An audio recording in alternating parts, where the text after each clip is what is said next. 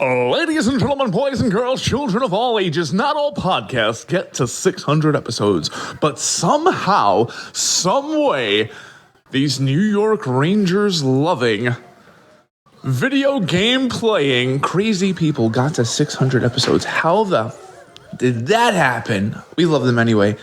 So congratulations, guys. Keep the episodes coming. Ooh, yeah, can you dig out? You are listening to Trophy Horse with your hosts, Tricky Mick, Alex, I Yield to No One, Sid, and Ender Phoenix.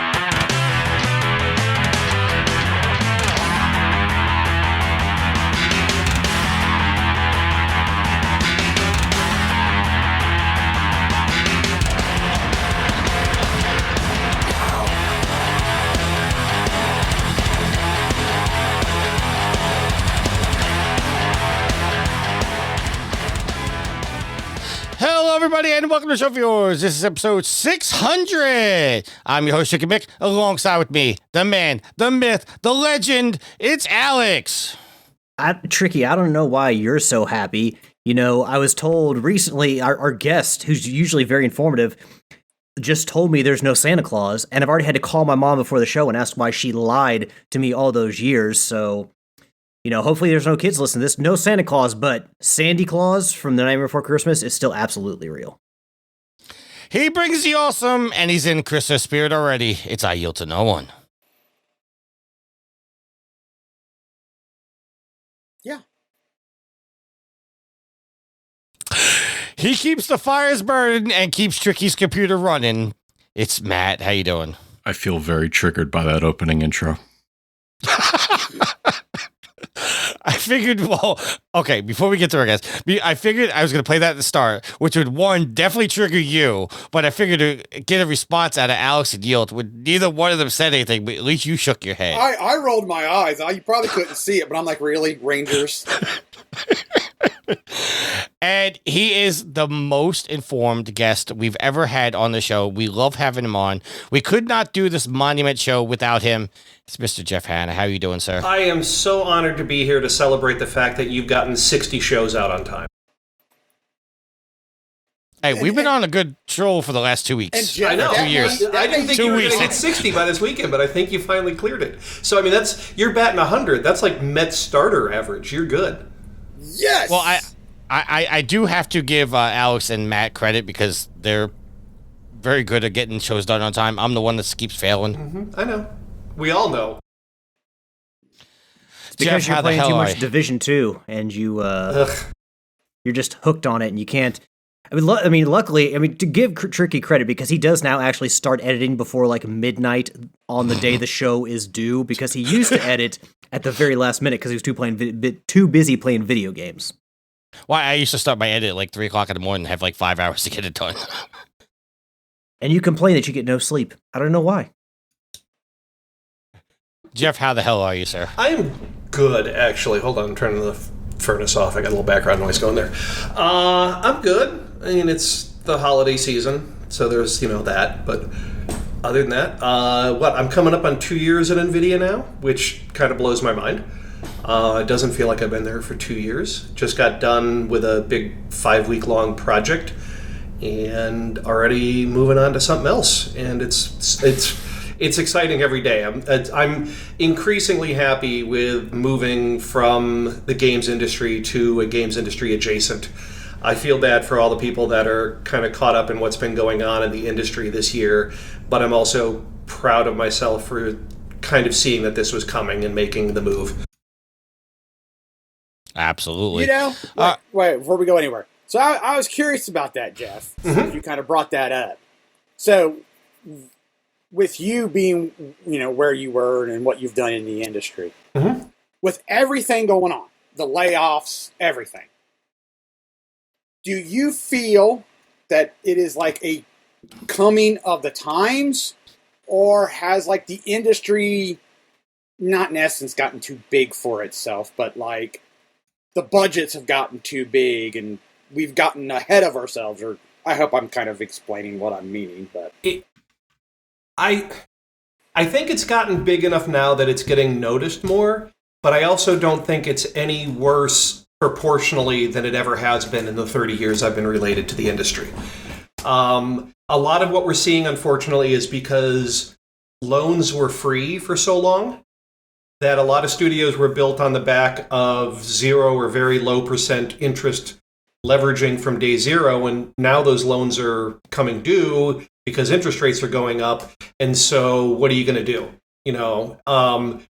In the specific case of Embracer, and we've talked about this before, the CEO and the founder of Embracer is a collector, not a developer. And I think he honestly thought that just buying game companies, they would appreciate over time. I don't know that he understood the fact that they have to put out quality product in order to increase in value.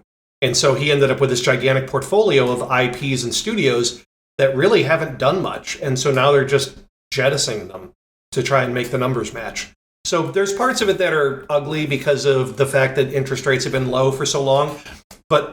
And it's a horrible year. I'm not trying to diminish it, but I don't know that it's any worse than the relative numbers of layoffs that, say, happened in the late 90s when EA was buying things and shutting them down. It's just the industry has grown such that the absolute numbers now are much larger. All right, let's just touch base with the Twitch chat real quick. We're live on Twitch. Caneless is here. Rick says, yo.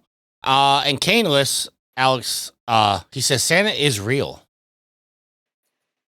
Caneless, I would love to believe you, but Jeff has never been wrong before, so that's a mighty big titan you're going against there. Wait, I've never been wrong on this show, and even that's probably a stretch. No. As far as I'm concerned, Jeff, you ain't never been wrong. Never been wrong. Okay. You walk into a store and tell people how to do their jobs. Oh, I mean, at Walmart, sure. It's not hard to figure out. Also, our social media manager, our girl behind the scenes, V, is in the chat. Thank you, V, for being here. I know you're currently laid up because you just recently had surgery, but I gratefully appreciate you guys being here as an all our guest. Man, has to go through surgery, recover from surgery, and listen to the show for, the length of it. This is rough. I thought she had to go into surgery because of this show. Had to go to the ENT, ear, nose, and throat doctor. That's what we're not telling everybody that. Sorry, edit that part out. Yes. Yeah. Wait, that means I was wrong. We can't edit it out. All right, so let's do our updated trophy count. I am level 896 total trophies of 29,515 with 819 platinums.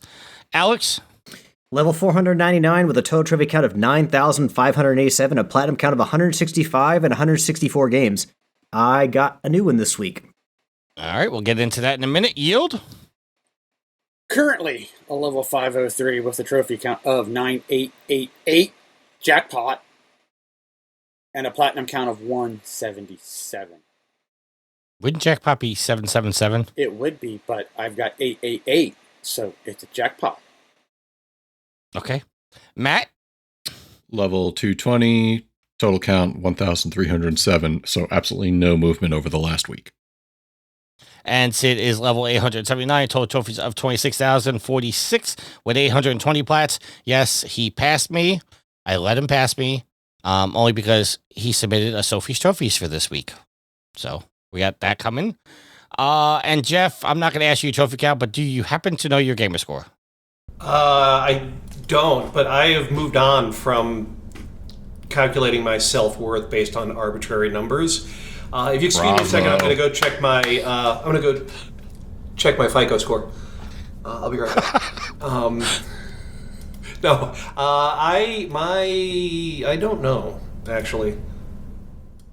I haven't been playing a lot of Xbox games, to be fair. Okay, according to I did run Starfield to the end.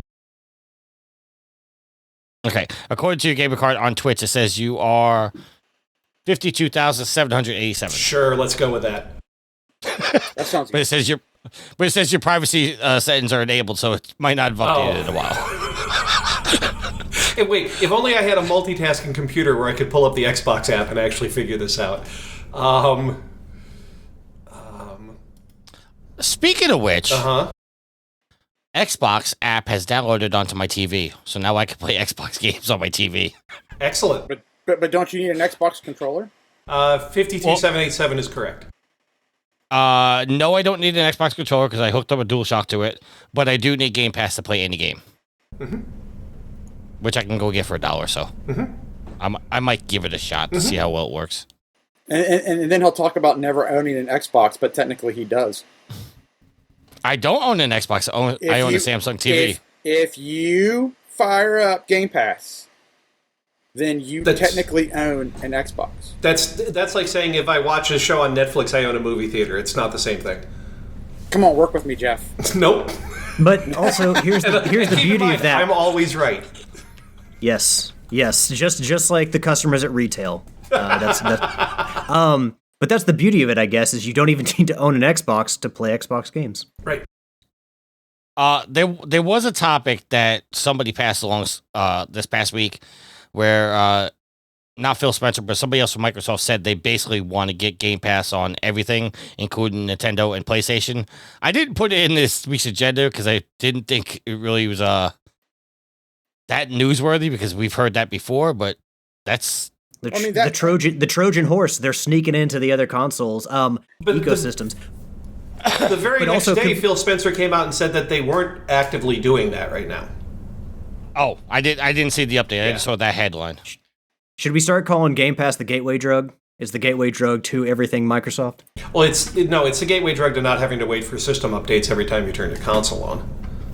I don't wait for system updates. I leave mine in rest mode today updates. Oh, good. So you're just burning coal for no good reason. Got it.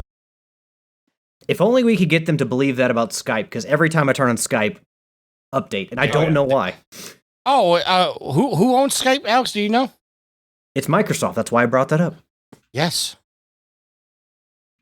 Updates.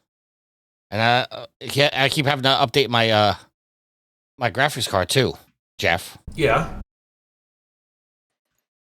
Just saying, there's updates. Okay. Updates. Which, while we're complaining about updates, the latest update for Baldur's Gate 3 was 27 gigabytes.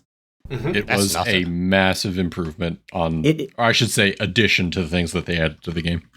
I can say that, well, Ashley bought it and she's been playing it, but 27 gigabytes, that's bigger than most games. Yeah. And they were advising some people with not a lot of hard drive space to uninstall the game and then re-download it because that 27 gig unpacks to 130. And so the game takes about 130. So if you don't have an extra 130 free on your hard drive, the patch won't install. So the only thing you can do is just re-download the whole new game. Oh yeah, it's gigantic. I also saw somewhere it said that if you buy it physically now, the fifth patch is already on the disc, so you don't have to download it anymore. Oh wow. So. But hey, they're getting the game smooth, going as good as it can right before everyone turns in their votes for the Game Awards. Dark Knight in the chat says, "Hey guys, congrats on 600." And Kanelis says, "Jeff's never wrong." So not true. Yeah. See? Not true. Well, you're not supposed to tell us that, Jeff. If someone asks you if you're a god, you say yes. Yes. Where do these stairs go? They go up. All right, so let's get into what we're playing. Jeff, we'll start with you. What have you been playing, sir? Most recently, I started playing Alan Wake 2, and then I remembered I had never finished Control, and then it had been so long, I've now decided I purchased the Alan Wake 1 remaster, and I'm going to run them Alan Wake 1, Control, Alan Wake 2, and just do the trilogy in one big shot. I played Starfield Critical Path all the way through on Game Pass. I didn't do any of the base building. I didn't use a weapon crafting station or an armor crafting station or making the medicines. I didn't even use the ship builder. I think I bought a ship and didn't even need to do that. And it's really amazing how much superfluous stuff is in that game. And then it's also pretty amazing to me how just bland the Critical Path ended up being. It wasn't a fun experience. Okay. Is Control really a part of... I know they're in the same universe because there was Alan Wake DLC, but is Control really essential to the Alan Wake storyline? I don't think it's essential, but they make references to the town, and in Alan Wake 2 you see references to the Federal Bureau of Control. There's definitely linkages there. I played Control when it was on Game Pass, and then it went off of Game Pass, and I want to play it again now that they've done the whole DLSS 3 or 3.5 update to it. It's outstanding, and the environment art direction on it is just brilliant.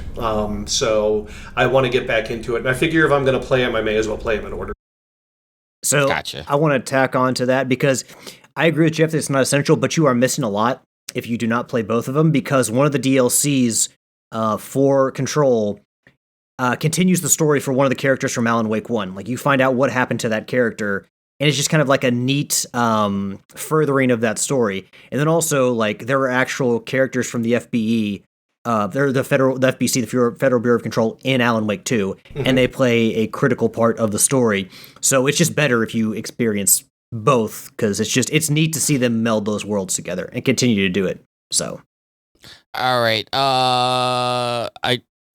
Forgive me, I forget his first name, but Englehart in the chat says, "Congrats on 600, guys. Thanks for the countless hours of entertainment over the years." Alex, what have you been playing, sir? So I played some Rocket League on Thursday, but most of my time this week has been with my new Platinum Trophy, Metal Hellsinger, which I got as part of the PlayStation Black Friday sale. Got the PS5 version for $13, which is really good. Matt had commented, or he had said that he had gotten through the game mostly through normal and then cut it down to easy for the final boss fight. So, got one big gripe with this game, but overall, I really enjoy it. Like, I love the narration and the story. If you've never played it, it's kind of like Doom and Guitar Hero had a baby. The music is a big, huge aspect of it. I think the band that does a lot of the original songs is called Two Feathers. And then they have like people come in from other well-known bands and they have them perform with them. Like one of the musicians from Lamb of God does some collaborative work with Two Feathers. And, you know, they're even selling DLC where it's got like Paramore songs and Disturbed and some more well-known bands. So music-wise, it's fantastic. And I even think that it was nominated for the Game Awards last year or the year before for its soundtrack. So great soundtrack. As just a shooter, like, it's a lot of fun. Just as not another Doom, but just like a game kind of like Doom along those lines as a first-person shooter. A lot of fun. My issue is that I think with the whole rhythm aspect to it and keeping with the beat is kind of a bridge too far for me. Like, it's another layer I didn't really enjoy all that much. So like when Brutal Legend came out, people were like, you know, hey, this third-person action game and this real-time strategy elements don't really mix together well. And, you know, I respect the Outcast, which is this is their first game. So a tremendous effort for their first game. It's phenomenal. But I respect that they did something very unique because Metal Hellsinger is incredibly unique. But the whole keeping with the beat thing while you're trying to avoid enemies where you're swarmed a lot of the time, you know, trying to, you know, time everything when you're also dodging attacks and like trying to aim while they're moving around. It's just not as much of a fun experience as just playing the game as a first-person shooter. So they have an accessibility option where you could just say, keep the beat or keep all your shots with the beat. And it basically, yes, does take difficulty away from the game, but to me, it made the game a more fun experience. I just didn't like the whole extra layer of keeping the beat. So I played it with the accessibility options, and I had quite a bit of fun with it. Yeah, just as a first-person shooter, it's a lot of fun. And yeah, and they've already kind of, if you play through the end of the game, you know where they're going next, which, I don't know, they may have some issues with that. The story is the protagonist has to find her voice. By the end of the game, you get half the voice. You get that from hell. The other half is in heaven. So we kind of know where it's going, and I don't know if that's going to cause some problems for the studio, if, you know, your character is attacking heaven, but we'll see. But as far as the game goes, my only issue is the fact the beat, you know, is just a little bit too much for me, and it's just more fun to knock that off and just play as a first-person shooter. But yeah, otherwise, a really good game. I enjoyed it. Like I said, I got the Platinum Trophy, so. All right. Matt, floor is yours. So a good portion of my time was spent playing Baldur's Gate 3 with my friends. We've done... So my one buddy and I are basically at the same part of the story for both of our games. And then he chose one path and I chose the other, and I was debating whether I'm going to stick with that or not. So I think I am. I'll find it interesting how well or how much the story departs from what his choices are. But I've been having a ton of fun with that.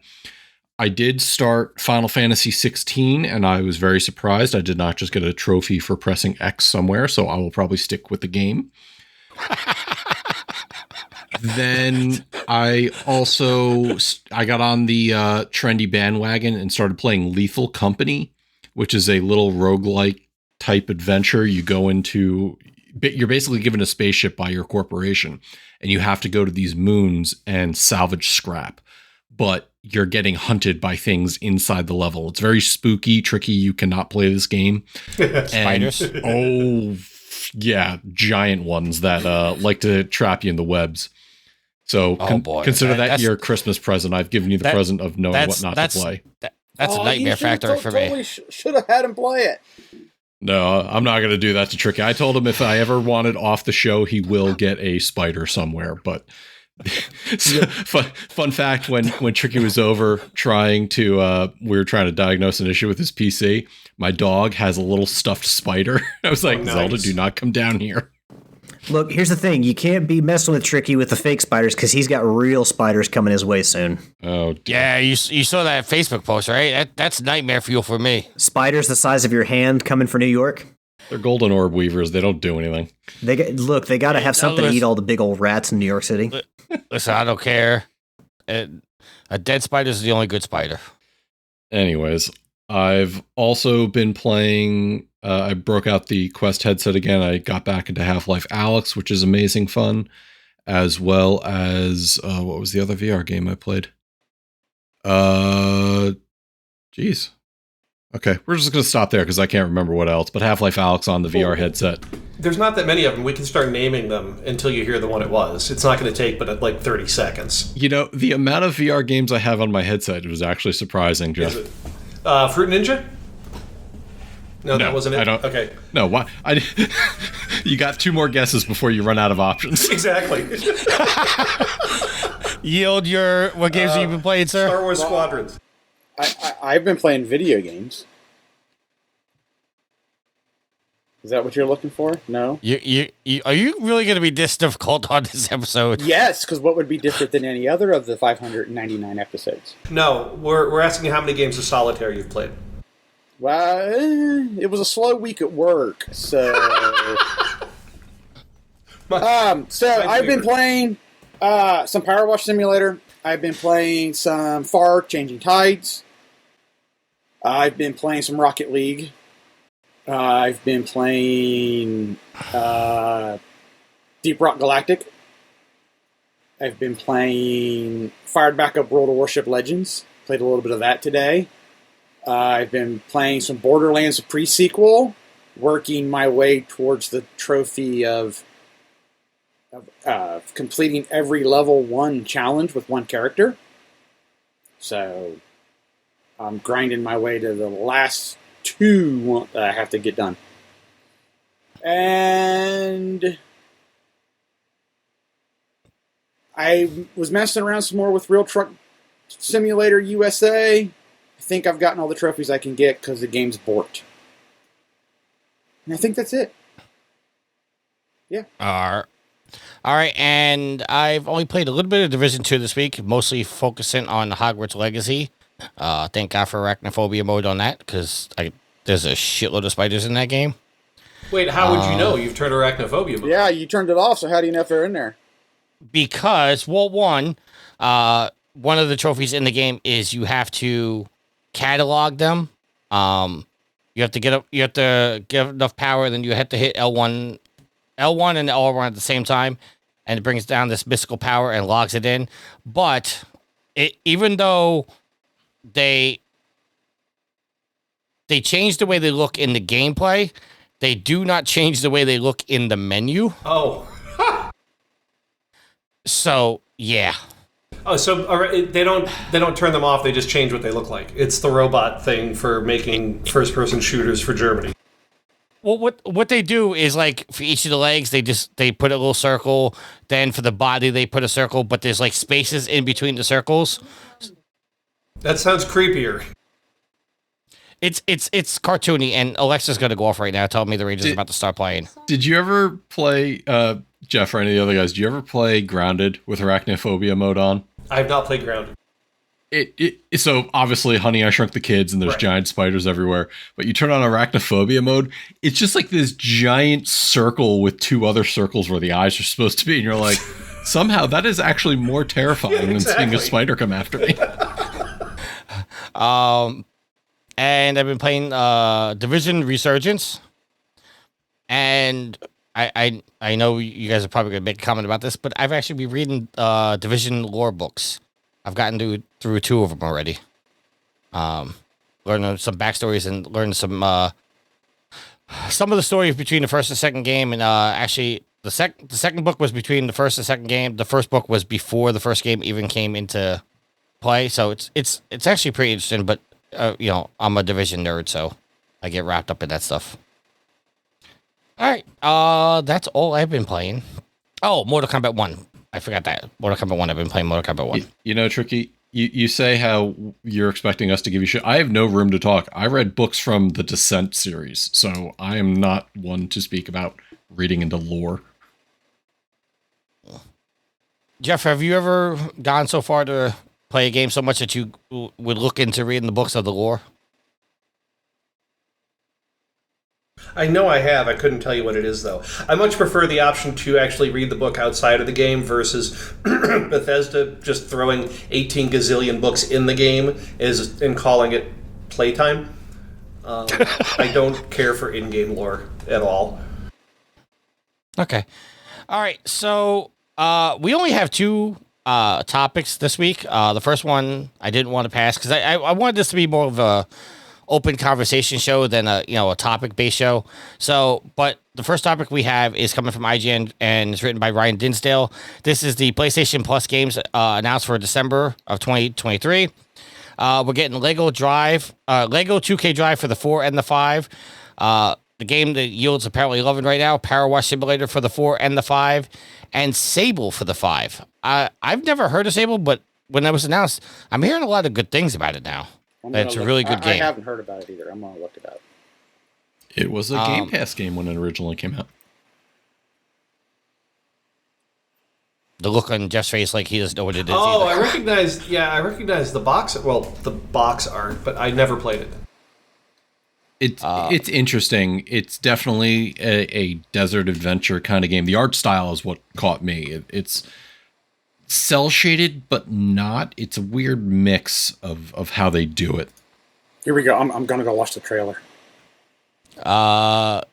Z Prophet in the chat while you watching the trailer says, thumbs up, long time. Z Prophet, I recognize the name, but I forget who you are. If you want to put in the chat who you are so I can give you proper credit. Well, not that your Twitch name is not proper credit, but you know what I mean. All right, Alex, you have anything to say about Sable? Have not heard of it. I saw these list of games and nothing really jumped out at me, but I'm not going to poo-poo anything just because, to be fair, I haven't even seen a trailer for any of these games, so I'm, kind of in the dark on them. So I don't know. I just started a new game yesterday, which I forgot to mention. I'll get to it on a future episode. It's not that big of a deal, but yeah, it was just kind of a month that I looked at the games like, oh, who knows? Maybe I'll slicker back to those. I'm really not looking to spend much money right now on video games, so yeah, maybe start playing the free games. All right, Yield, you watched the trailer. What do you think? It doesn't look too bad. Looks like worth picking up at least. And you get it for free, so it's a good pickup. Yeah. Lego 2K Drive, I played it for free when they had it for free. Well, it was a free weekend. What was it, a month ago, 2 months ago? I liked it. It's all right. It's a Lego game. It'll be something that I'll dabble with for a little bit, then get bored and move on, and then come back to. Because playing it for I played it for a couple hours. It was enough to go, well, this is kind of neat, but not enough for me to be like, I'm going to play this for hours on end. Yeah, I've been looking for a Lego game to play for a while, so I'll definitely be jumping into this one. Oh, Tricky, I do. I'm sorry to cut in here, but I did want to give a shout. The name you were looking for earlier, Jeremy Englehart. Member of the Backyard Jeremy. Beatdown as well as Trophy Horse. So give a shout out to Jeremy for being in the chat. Is this a game where you build your car with Legos? Is it kind of like be anything you want it to be, or in a sense, yes. You're doing a lot of racing with either a Lego car or a boat or a plane, and whoa, boats, planes, cars? That's Diddy Kong Racing territory right there. That's their Yeah. stick. well, and there's also power ups. So All right. Z Prophet says he was the guy that was on the Batman cast a while back. That's a long time ago. He was the guy who guessed the Batman Beyond game was possible from the last games. And then Average Geeks in the chat says, I loved Sable the first time she was in Playboy. The sequels weren't as good, though. well played. We all know who that is. Well played. I was thinking that, but I wasn't going to make that joke. I'm glad Riley come in here with that. All right. Well, her life has certainly turned out much better than her opposite in the early WWF days or the 1990s WWF. For anyone who's been following the story of Tammy Sitch. Yeah. She's doing 17 years now? Yeah, and no probation. All right, next topic that we have: ReedPop is seeking a buyer for Eurogamer, games industry, VG 24/7, and Rock Paper Scissors, Rock Paper Shotgun, and more. This is coming from Christopher Dryan. ReedPop is investigating the potential sale of its gamer network business. This includes GamerIndustry.biz, Eurogamer, Rock Paper Shotgun, VG 24/7, and Dicebreaker. The business also holds shares in Outside Xbox, Digital Foundry, and Hookshot, though this does not impact any of the other ReedPop properties in the UK, including MCM, Comic-Con, and Popverse. ReedPop, if I'm not mistaken, is also the company that's running the PAX events and was recently put in charge of E3, correct? Yes, and then Yes. also decided to no longer have anything to do with E3. Right. Yeah, they bounced off of that like within 2 months after getting assigned to it. It was amazing. All right. Your thoughts on this, guys? It seems like all these websites that are being owned by one company are slowly going away. It's almost like consolidation in the media space turns out to be a bad thing long term. Yeah, and that kind of almost is anything. Yeah. And we made that comment when everybody was buying up the video games, is that, it's good for you short term, but in the long term, you lose your ability to be like, if they come in and be like, well, we're shutting you down, and, well, wait, we don't want to shut down. Well, yeah, but we own you. Right. So you start a website, you make it reasonably effective, you get a buyout to be... This is the same playbook that happened to Gawker Media, 10 years ago. They acquired all these other websites, things were going great, and then the people that owned Gawker sold it off to this venture capitalist firm, and they changed the content to where they were just cross-posting the same bland stories. Like, you would get sports stories on Lifehacker, and it was just weird, and then they killed Jezebel off, and then everyone lost interest in all of it. This is that. Like, whoever now owns ReedPop decides that they don't want to do games media for whatever reason, so all those independent game sites that they purchased over the years are now going to get nuked. Or they're going to get bought out by somebody that is going to buy them and then slowly change them over time because they have the captive audience of people that have subscribed and won't bother to change their viewing settings. So GameIndustry.biz could very easily, hypothetically, start showing, NFT bro crap. It happens. NFTs are bad, kids. Don't buy them. The Almanac 88 in the chat says, happy 600th, guys. Didn't think you'd still be going when I started listening at single digits on Sarcastic Gamer. Well, thanks for listening for that long. I'm sure we didn't... That's a bit of a backhanded compliment. Well, I mean, as it is, most podcasts don't last past 7 episodes, True. so... Yeah, I'm surprised we haven't torn each other to bits by this point after all these weeks of recording together. Yeah. All right. I'm going to turn the show over to Matt for a reason, but before we do that, let's... What? Do I not get to Oh, I'm sorry. Go ahead. comment on this story? I apologize, sir. No, you don't. No. You're Oh, like, yeah, no. open conversation, fuck Alex and his opinions, but... No, I have a question about this because I have a background. My degree is in journalism, and part of Sarcastic Gamer, like I wrote for them, and then Big Red Barrel, And then Proven Gamer. well, some for Proven Gamer. Although that last site was amateur hour, so I just felt like I was shoveling donkey shit at the circus when I was working for the last one. No, I'm joking. But It's a fair comment. So. but no, so like seeing the explosion of blogs and video game blogs and websites and stuff, and now gradually seeing them disappear or things like that, and just seeing like a story like this where we have all these media sites being tried on the chopping block, because obviously if they were truly profitable or really good for the bottom line, they wouldn't be being chopped. And this may be a question more that Jeff can answer than anybody else, but the bubble's clearly burst on blogs. But overall, in video game websites, is there just like only room or space now for a few, like your IGNs and your GameSpots? Are we going to start to see a lot of these sites just kind of go by the wayside, just go on the chopping block and never return? It wouldn't surprise me. It's all advertising based, so maybe there's something going on where advertisers feel that they're better served by pushing their impressions on TikTok or Instagram, or again, it's like I was talking about earlier. Money is no longer free, right? Like the interest rates on loans are ridiculous, so these businesses have to better choose where they're going to do their ad impressions, and maybe gamer sites aren't giving them the return on ad impressions that social media sites are, or something else is going on. Whatever it is, it's coming down to money at some point and access to it. I kind of feel like people just don't really want to read long articles anymore. Like they want to read the Twitter blurbs and stuff like that, or have a 20-second video on TikTok tell them everything they need to know. Right.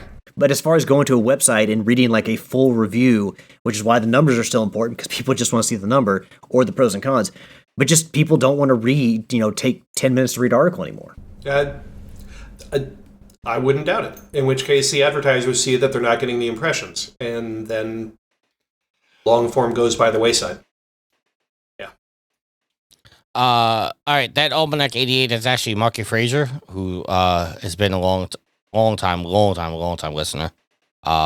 He was actually the one of the people I was trophy racing early in the days before he decided to fully kick my ass. So, well, and Marky Frazier kicking ass in the annual rarity event this year. I think yes. I think Frazier's still number one. So, yeah. All right. So let's do our first audio clip. I'm gonna do this weird because the other ones I have on my mixer, but this one was set in late. So this one I'm gonna do through my microphone. So if it's a little choppy, I apologize.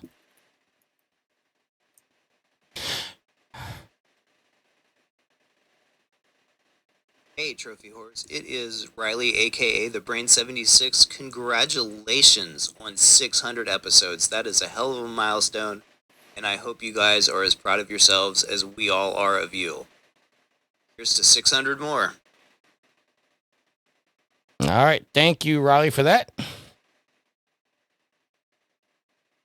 You guys are all quiet. Thank you, Riley. Should we have said something? It was just dead quiet. Like, I didn't hear background noise or nothing. It was like, I thought for a second Skype kicked out. Yeah. All right. So, talking with Matt, as I said, I didn't want to do like a fully topic heavy show. So, talking. Whoa. Well, I don't do that on the Monument shows. And originally. Oh, I'm sorry. Was that not supposed to be funny? And originally I had a quiz for you guys, but we're going to delay that until next week. So Matt decided that because he's essentially the newcomer to the show, he wanted to give us questions. So I'm going to turn it over to Matt to let Matt ask us all questions. Oh, jeez. Just so that we're clear, this is where the Grinelli takeover has begun. So just make sure you mark this point in history. I'm going with C. Like that one movie, guy just writes C down for every answer. Yes, because you're bound to pass if you always pick C. If I was ever a teacher, I'd be that type of teacher that would fuck with kids and make sure the answers go A, B, C, D, A, B, C, D, A, B, C, D. Yes. Just to make them paranoid. Absolutely. I like that idea. So actually what we're going to do is we will go to listener questions first and foremost, but yes, once we get by listener questions, I guess I decided, because I didn't confer with any of you, because who cares? What I'm going to do, take the wheel, is I have a number of questions, some sentimental, some not. And I made sure that that our honored guest would be able to answer some of them as well. Don't want to leave Jeff out of the conversation. So I'm an Xbox we will user get on your a opinion. PlayStation shell. I'm used to being left out of the conversation.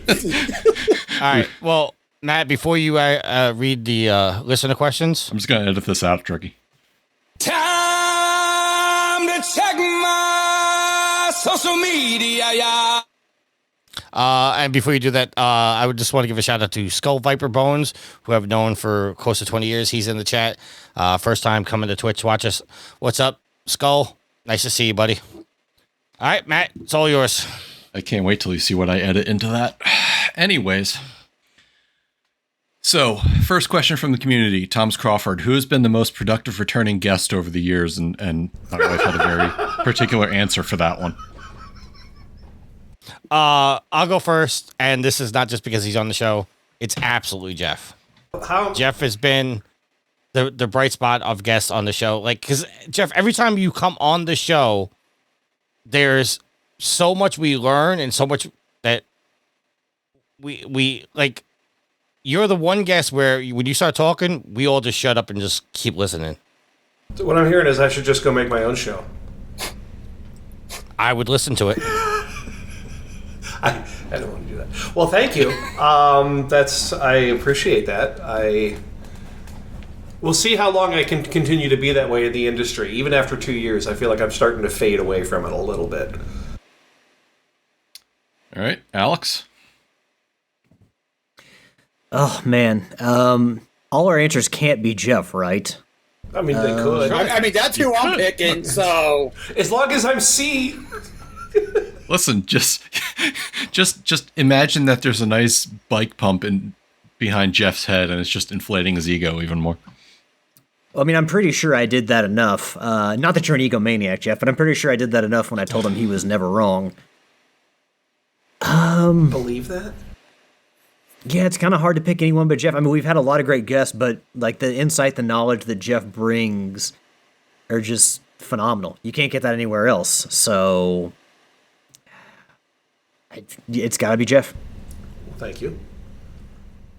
All right. Yield. Jeff. What? All right. Good. Oh, it was his answer. Okay. Jeff, what's your answer? I don't know any other guests you've had on this show. 600 episodes. He's listened to 5 of them. You've only got being out on time, so. And all 5 episodes, it was the ones he was on. Yeah. Hear how badly I screwed up. That's all right, Jeff. You're allowed to vote for yourself. That's fine. Okay, I'll be like Ted Cruz in that. All right, let's adjust that, Jeff. Who's the most influential host you've been on the show with? Oh God, I plead the fifth. I refuse to answer. Oh dear. All right. Next question. Resident Daryl writes in, only one can stay, the others are blinked out of existence. Are you getting rid of Minecraft, Fortnite, or Call of Duty? Jeff, you first. Call of Duty. Because there'll be another one next year anyway, so it'll come back. You can't get rid of it. Tricky. What were the options again? Minecraft, Fortnite, Call of Duty. I'm sorry, Sweet Mama D. Minecraft. Why? Sorry, man. Alex, which ones are you getting rid of? Or which one do you want to keep? Minecraft, Fortnite, or Call of Duty? I will say Minecraft. I don't play it, but I don't know. It seems like more wholesome fun than those other two, and a more safe space for kids. Although I could be wrong about that. So I'll just go with that one. Okay. Yep. So we're looking for which one to get rid of? That you're getting rid of 2, the other one stays. Getting rid of 2, the other one stays. Well,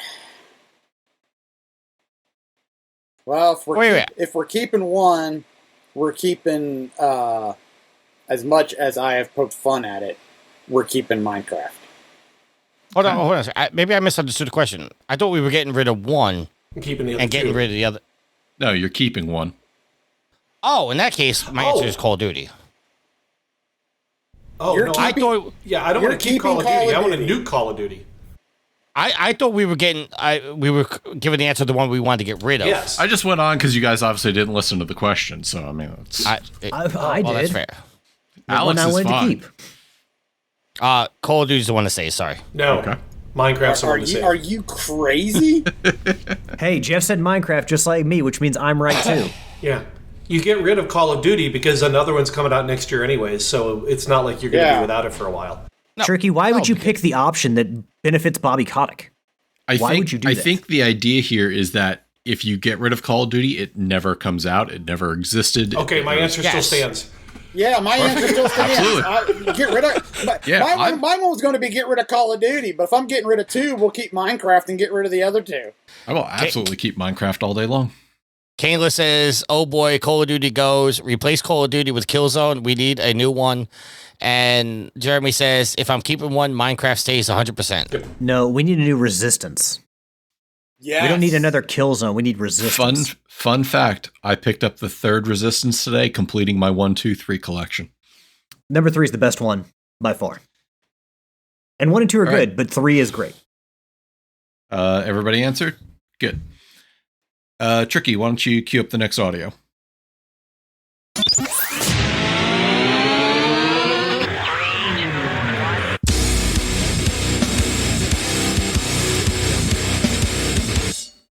Hey guys, it's Resident Daryl. I wanted to get on here and say congratulations on 600 episodes. That is a huge milestone. You guys are doing something that most podcasts will never, ever, ever do.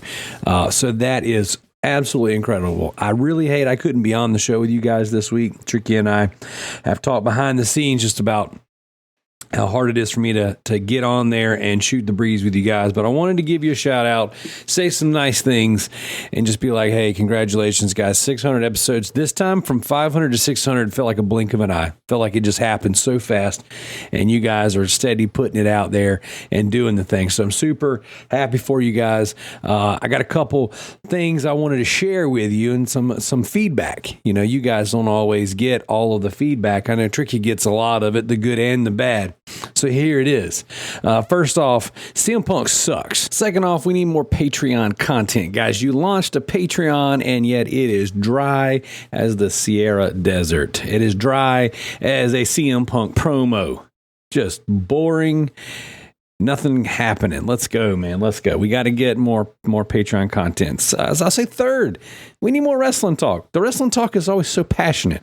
I got to say, and this is a compliment to Yield, like whenever you guys talk wrestling, that is when Yield is the most engaged. It's good times. It's good talks. We need a actual wrestling segment into the show. From 600 on, you got to have the wrestle talk, guys. I think that is some of the best stuff, okay? Next up, you got to read Resident Daryl's trophy count. That's right. This is a long time coming, long, ongoing segment of the show that has been needed. It has been missed. I am a level 722 with a total trophy count of 18,820 with 415 platinums. That should be said each and every week. It should be updated. You know why?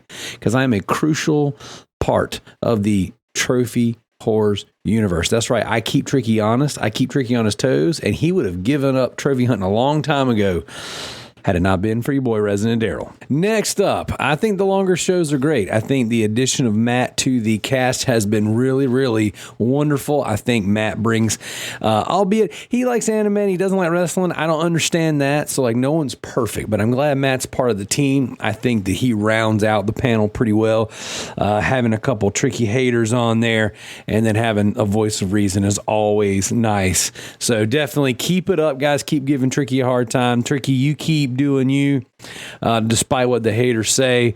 And I appreciate you guys. I listen in almost every single week. And I just want you guys to know that since before 300, when I first discovered you guys to now, I'm super proud of you guys and I'm excited that you're still around. So keep kicking it. And remember two things. CM Punk is cancer and anime is for pervs. Got him! Got him!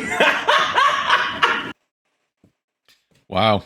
Okay. I do have to ask, and thank you for Daryl for putting that much effort into the shout out for 600.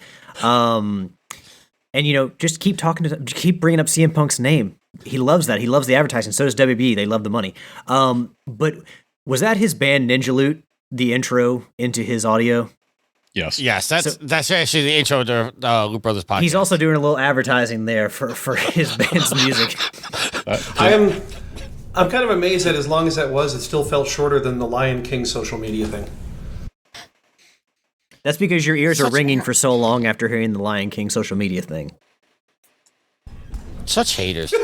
Yield, you want to comment on his wrestling suggestion? Well, hey, we can kill two birds with one stone, and the Wrestle Talk could be like a Patreon specific thing, I don't feel like we want to have like super long wrestling talk here on the podcast because people come here for video games, so they may kind of tune out. But having it as like a Patreon episode, that could be two things there. Give Daryl more Patreon content and the wrestling content that he so much loves. Yield, what do you think about the wrestling section? It fits in every now and then. The only thing is if we do a wrestling segment, we're going to lose Matt for like 20 minutes. Every time. That's why we say pay. That's why Alex said Patreon. Yeah, Matt doesn't have to be here for it. He doesn't have to sit there and play his Steam Deck for 20 minutes. All right, some comments from the chat. Redbid Rick says, we need a new Time Splitters. Yes. That just got killed. And then Saber says, much respect. Do you guys may have to put it on 600? And then he says, stop hating on CM Punk. Jeremy says, love him or hate him, you can't deny what he does for the ratings. Saber says, lame. And then he says, what Daryl sees is from a fan's perspective, not a money perspective. He doesn't have the vision to see the money that's going to be getting made. Well, to be fair, and we'll get off the wrestling talk here shortly, but CM Punk and WWE broke an all-time record on social media views this past week after his return. 71 million. Broke the all-time record. So wasn't Hulk Hogan, wasn't Stone Cold, wasn't The Rock, wasn't John Cena. It was CM Punk. So whether you like him or not, dude's money. Jeff, where do you fall on the whole wrestling conversation? You like wrestling? No. I don't dislike it. I don't follow it. Meanwhile, Jeff, an intellectual. No, right. Yeah, sure. No, it's not. It doesn't resonate with me, but that's okay. I mean, many things I like don't resonate with other people. All right, Alex, you might be in trouble. Daryl just entered the chat and says CM Puke. Again, keep his name in the news. That's WWE wants that. All right, Matt, floor is yours again. All right. Next listener question coming from Thomas. And this may be a little bit more geared to you, Tricky, since it's about charities. But he says, your countless work with charities and your endless desire to help others, what has been the most rewarding part of your endless efforts to help those less fortunate than you? Honestly, it's just the knowledge of knowing that what I love doing in gaming is somehow helping others. I think I've said this on the show many times. One of the things I've always wanted to do with Extra Life is actually go to the actual hospital that I'm raising money for and do the 24 or 25-hour marathon at the hospital with the kids I'm raising the money for. Wow, make these kids watch you be crappy at video games. Real charitable, Tricky. Unfortunately, Here, let's play Spam. Unfortunately, You suck, I haven't been able to mister. do that. I haven't been able to do that because of health issues. They worry about me bringing in, or potentially other people bringing in, some illnesses or something that could possibly make the kids sicker. So that's always been a kibosh. But the hospital did say that they're going to try to work with me in a way to possibly do like a sterile room or something like that to do that. Yeah, because obviously, a lot of the kids have compromised immune systems, and you might not think about it, but bacteria that may not be harmful to us, if it gets in their system, it can be catastrophic. So, you got to appreciate the hospital doing the right thing and still trying to work out something with you. But, obviously the kids come first. Resident Dale in the chat says, I log on to hear this nonsense. Come on, man. CM Puke sucks. And Skull Viper Bone says, Tricky said a long time ago, Halo was coming to PlayStation. LOL. In a way, they did. And then it's something marked off like he cursed. I don't know what he said. Rick says, Daryl, you mentioned him first. Daryl says, the little first words I heard when I logged on was CM Puke. And Rick says, it's because you audio recorded. And then V gives a shout out to Skull Viper Bones. Yeah, so I love doing the charity. I do it every year because it started on Sarcastic Gamer 15 years ago now. 15 years ago. Yeah. I was touched by the story of Victoria Emmon, and it's just always something that stayed in my heart and something that I will do every single year that I can. It's something I love doing. Actually, I can add to that question. So I don't know if I've ever talked about this, but I was part of Sarcastic Gamer on the writing team and editing team during the inception of when Doc came up with Extra Life. So I was actually at the PAX Extra Life parties at PAX, where we did a bunch of like fundraising for Extra Life and everything, where Sarcastic Gamer community got together, a lot of the staff and everything, and we would do auctions for raffles for some awesome prizes, like signed like BioShock action figures and just a lot of game memorabilia and stuff. So getting to meet everybody that you talk to online or you're part of the writing staff with, and then also raise money and raise awareness for something that Doc believed in. Even though Doc isn't part of Extra Life anymore, it's nice to see the charity go on. But just being part of the early days of Extra Life and just seeing the entire Sarcastic Gamer crew come together, as well as with the community, and just seeing it launch and just into the stratosphere and how it's gotten bigger and bigger has been something like, even though I don't really participate anymore because of my work schedule, it is incredible to see, people like Tricky and just the amount of work and effort that still goes into raising awareness for Extra Life and, the origin story for, what was the catalyst for the charity itself. Thank you. Awesome. Yield, do you have any work or anything with charities you want to pitch? No. Jeff, have you ever done anything, any charity stuff? I have a charity called Money for People. The Human CEO Fund. is Jeff Hanna. Yeah, the Human. No, it's from Seinfeld. No, I don't. I have done Extra Life. Volition was actually very good about giving over space for people to stream and do Extra Life in the building. I appreciate Doc setting it up and everything it's done. I just have not. It's not something I can set aside a good amount of time for, unfortunately. So I donate, but I don't participate. Fun fact. Sorry to cut you off. I actually met Jeff through when he was on the shows, the Sarcastic Game podcast with Doc and Londo. That's how the first time I ever reached out to Jeff and said, "Hey, I know you don't know us, but would you like to come on the show?" And ever since then, that's how our friendship has come to what it is. And I consider Jeff a good friend now. Yep. I listened to an episode of Sarcastic Gamer once, and they were talking nice about Red Faction Gorilla, so I emailed them a thank you, and that led straight to where we are right now. Yep. The only thing I can advertise, it's not like I participate, but I love the speedrunning community, and I love that every, 2 big events during the year and a bunch of smaller ones, but the Awesome Games Done Quick, Summer Games Done Quick, they always do 2 large fundraisers, both for Medicine Sans Frontier, as well as the Prevent Cancer Foundation. So every year when they're up, you're going to see me advertising it all over Facebook, all over Channel 3. Just, again, people loving to play games fast, and raising money to do it for good causes. So, just I don't have any involvement, but I love pitching it out there every time that they hold their events. It's a lot of fun to watch. Thomas also goes on to the next question, where he says, other than The Division, what game has kept you going over the years? Jeff? Over the years. Sea of Thieves? Yes, Sea of Thieves has been a very long-running game I return to, for sure. Probably the one... that's probably the biggest one for me of the modern era is Sea of Thieves. I've also, and I'm struggling right now, I don't think anyone's actually updated the Docker container. I run a Satisfactory server that a few other tech art colleagues and I from the industry build up in, and that's been going for a couple of years now. But yeah, Sea of Thieves, really? It's a hard question for me to answer, because it wasn't even until very recently that I found myself completely enjoying a game without even thinking about trying to deconstruct portions of it in my brain to see how it was done, which is a long-running thing for me when I was in the industry. It's like I couldn't enjoy them as a medium. I enjoyed them as a learning experience, and I would still finish them. I'm getting now to where I can actually enjoy them as a medium again.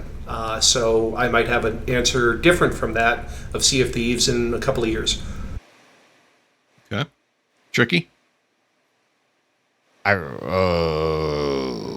If you have an answer other than what I'm thinking, I'm going to be very surprised.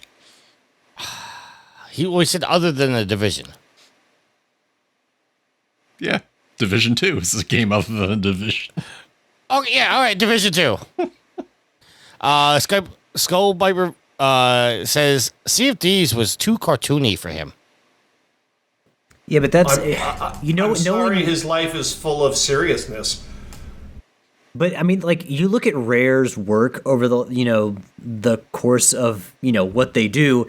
Banjo-Kazooie, you've got Battletoads, you've got Killer Instinct definitely wasn't cartoony, but a lot of the stuff they do, Viva Pinata, like, has that kind of cartoon funness and charm to it. So I would say that Sea of Thieves being that way just kind of feels at home with them. Like, I wouldn't want like a serious 3D realistic pirate adventure from them, because what they do visually is so much more fun when it's in that style of, colorful cartoony characters. If you look at any of the long-running live service games, not your yearly releases of Call of Duty and Madden, but you look at Fortnite, you look at Roblox, you look at Sea of Thieves, they all trend away from photorealism, because the more stylized art is going to last longer without having to be redone. And so the length of the lifespan of the live service game is naturally, from the get-go, extended by the fact that you don't have to keep up with the latest and greatest. Games that try to achieve photorealism in any given era don't hold up nearly as well as games that are stylized over time. It also extends Sea of Thieves to players outside of the mature audience. It can be a teen-rated game because the death isn't death and there is no blood. It's all just sort of... It's a Disney ride of a game, and that's okay for what it is, because the content has gotten very deep and the gameplay mechanics are outstanding. Yeah, I mean, a perfect example to back Jeff up. I mean, do we all remember how good the NFL or the Dreamcast looked, the games looked when that came out, and now you go back and you play some Dreamcast games and you realize, well, this doesn't hold up quite as well. And then you go back and play like Sly Cooper or Wind Waker, and it's those games exactly like you remember it. Yeah. Yeah. Yep. Dark Knight in the chat says his game is Ark. He always goes back to it. Did you actually answer Tricky, or are we just sticking with Division 2? We're sticking with Division 2. Okay. Alex, you, sir. So my answer is probably, easy to pick out. I mean, we talk about these games so much because, it's just like a little footnote in every week when we're playing. But Rocket League, this season or this year had probably my favorite Halloween event they've had, and they've been doing it for 5, 6, 7 years with the crossover with Nightmare Before Christmas. So they're still managing to keep me invested. And I think going to the season passes, the 3-month-long season passes, or Rocket Pass, if we're being, accurate for Rocket League, really kind of changed the game. Like, yes, I think there was the free-to-play aspect of that really introduced a lot of, I don't think it's, done the game. I think it has kind of rejuvenated the game for a lot of people, but I also think, there are negative aspects to making things free to play, especially when the game's ecosystem is so reliant on microtransactions. But, the Rocket Passes and, how they have these little events like the Christmas events every year, the holiday events and stuff like that, they've kept me invested. So they've learned what to do without they haven't had to make a sequel. They just stick with Rocket League 1. And honestly, I think that while we may not always, we don't want everything in the industry to become a games of service, having one game that you play that's of that style is nice to always be able, you don't always feel like starting a new game, like a big adventure game or something like that, or, it's like, oh man, this game's gonna be 30 hours. Do I really want to do this now? But something like Rocket League or World of Warships or, Tricky with the Division, it's like, oh, well, this is comfortable. I'm just gonna sit down and play it for a half an hour, and then I'll be done for the night. That's all you need sometimes. Very good. Yield, sir, a game you keep coming back to? Let's see here. So what kept me gaming through the 3 was Warhawk. Mm-hmm. Rock Band kept me gaming through the 4. End of the 3, into the 4. I got to ask, did Guitar Hero factor inside, or is it all Rock Band? Well, it started out as Guitar Hero, but then when they had the split, I went Rock Band because I didn't like where Guitar Hero was going. Okay. Even though they were still putting out decent games with set lists, it became more playing a game than it was just pretending I was in a band. Quote unquote. And I'm like, I don't want that. The whole boss battle thing, I'm like, while it was fun at first, after a while, I'm like, I don't want this. I just want to play the songs. Right now with the 5, I go back to play Power Wash Sim is the only thing I really play on my 5. I've played a few games on it, but I end up playing on my 4 because there's just not a lot of games on the 5. I really thought you were going to say Warships. I play Warships on the 4. Oh, okay. I don't play them. I don't play it on the 5. Okay. For me, it is and probably will be for a good long time Team Fortress 2. That's where I met a number of my good gaming brothers, and we still play that game to this day. And once they got rid of the bots, it's great to go back to, and that's just kind of the game that keeps us together. So before we go on to the next questions, Tricky, why don't you bring up the next audio? Hello, everybody. The Bearded Nerd coming at you real quick. And I just wanted to give a quick shout out to Tricky, Alex, Yield, and to my good friend, Matt. Congratulations on episode 600. I wish you the best and many, many more. Thank you very much, Zach. Mark says in the chat, must be able to do solo Rock Band now with VR instead of plastic instruments. That'll never be as precise as you need it to be. All right. Next question. Daryl writes in again. If you were in charge of the next big idea for South Park, what would be, and has anybody watched the Pandaverse? I would kill South Park because it's such a shitty show. Wow. Blasphemous. Sorry, I'm spitting facts over here. Yeah. Mm-hmm. Fake news. Jeff. I don't know, because the magic of South Park is the political knowledge and incisiveness of the people that write it, and the ability to be current to within days of the air date of the show and make it work. There's a special magic that makes that show do what it does that I don't think an average person could say, if I took it over, I would do this, because it wouldn't, it's not the same thing at that point. Rick in the chat says, Tricky once again proves he has no taste, and then Kanos agrees. Sorry, Alex, I'm going to jump in before we go to you. I think to that point, Jeff, is a lot of the later seasons is what that became, is that it became very topical and timely, which made them genuine in the moment. I will still always argue that some of their older episodes are more timeless because they weren't pandering to a specific audience or commentary.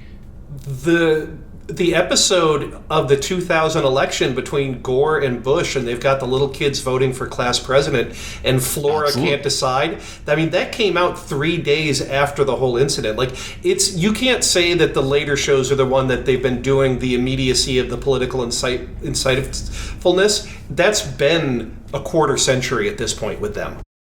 Agreed. I just think that there's some older episodes that are going to always be timeless. And I think in 30 years, when you've got kids watching that episode, they're going to be like, I don't get it. Okay, well, there was this thing back then, blah, blah, blah. Meanwhile, Ghost Pirates with Korn is always going to be funny. Yes. And Rick in the chat says the Black Friday special is the best thing ever. And then Nitro says plain wings tells us all we need to know about. Oh, Jesus Christ. See, MZ said it before I said anything this episode. Just making that a note. There's nothing wrong with plain wings. Alex. There's everything wrong with yes, plain there wings. is. They don't have any seasoning on them. They have Herbs and seasoning. spices, according to Tricky. Chicken skin is not a seasoning. Alex, South Park. It's like the Lost Boys. You got to imagine the flavor on those wings. It's not going to stop. So hold on, Matt, can you repeat the question for me, sir? Apologize. So Daryl wants to know, if you Nitro. were in charge of the next big idea for South Park, what would it be?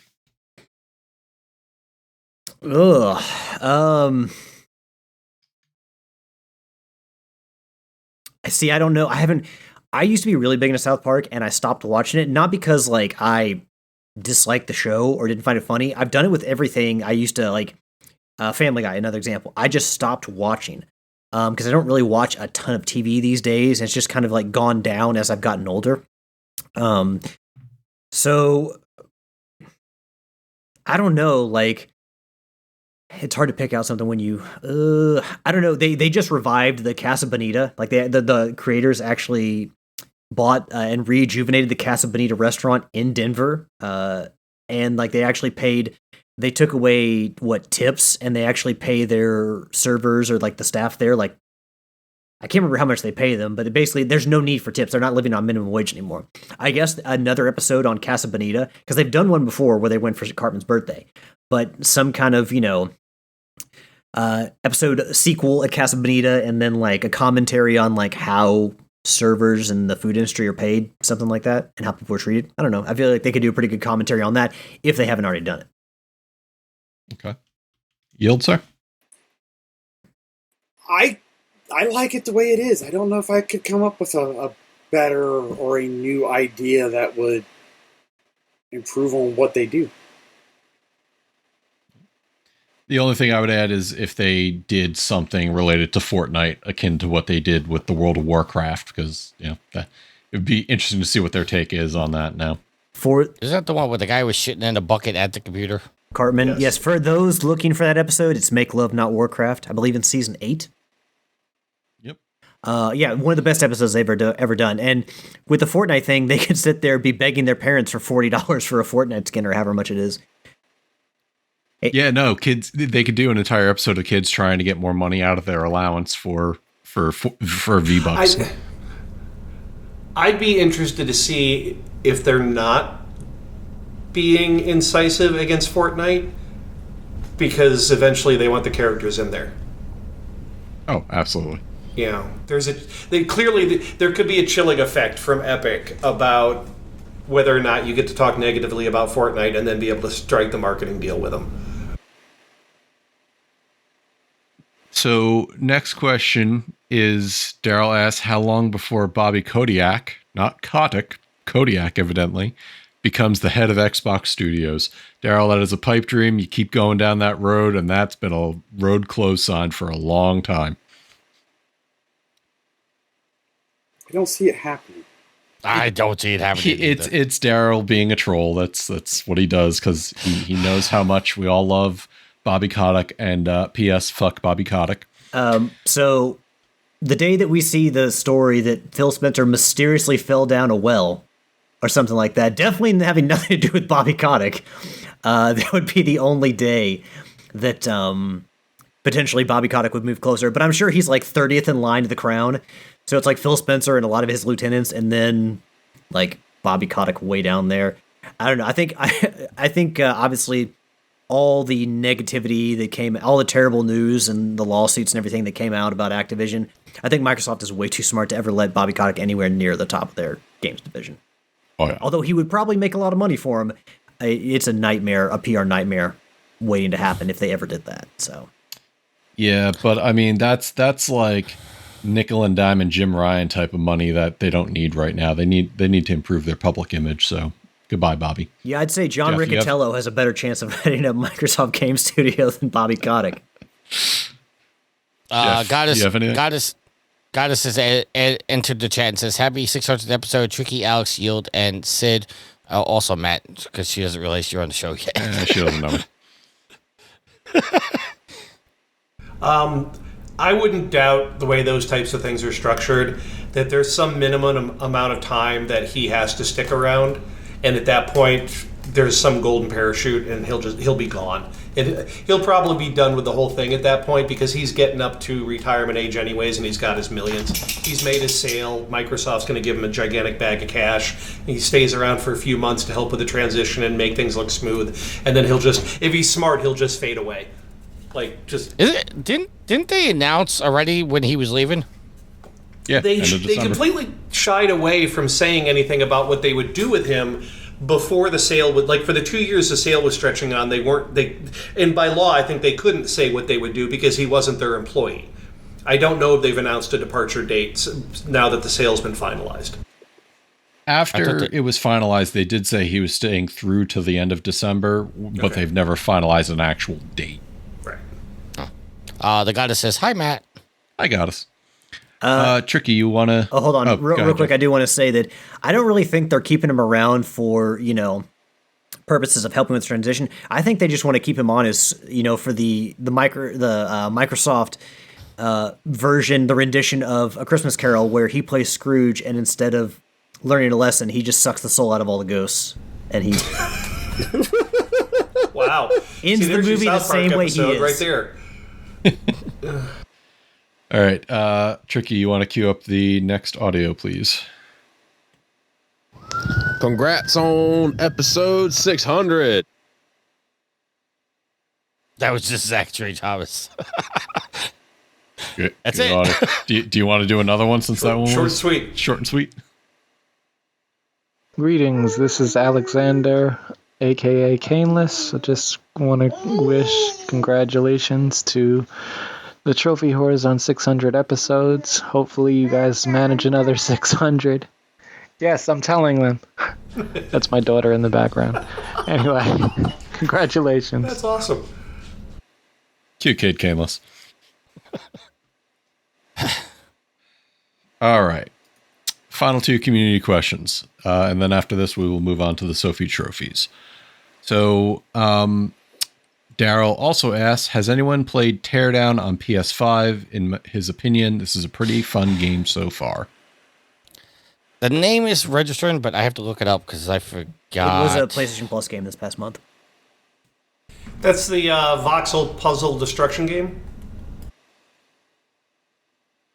A great question. If I played it, I'd be able to answer you. It's the synopsis says, Teardown features a fully destructible and truly interactive environment where player freedom and emergent gameplay are the driver mechanics. Tear down walls with explosives or vehicles to create shortcuts no one thought was possible. Yeah.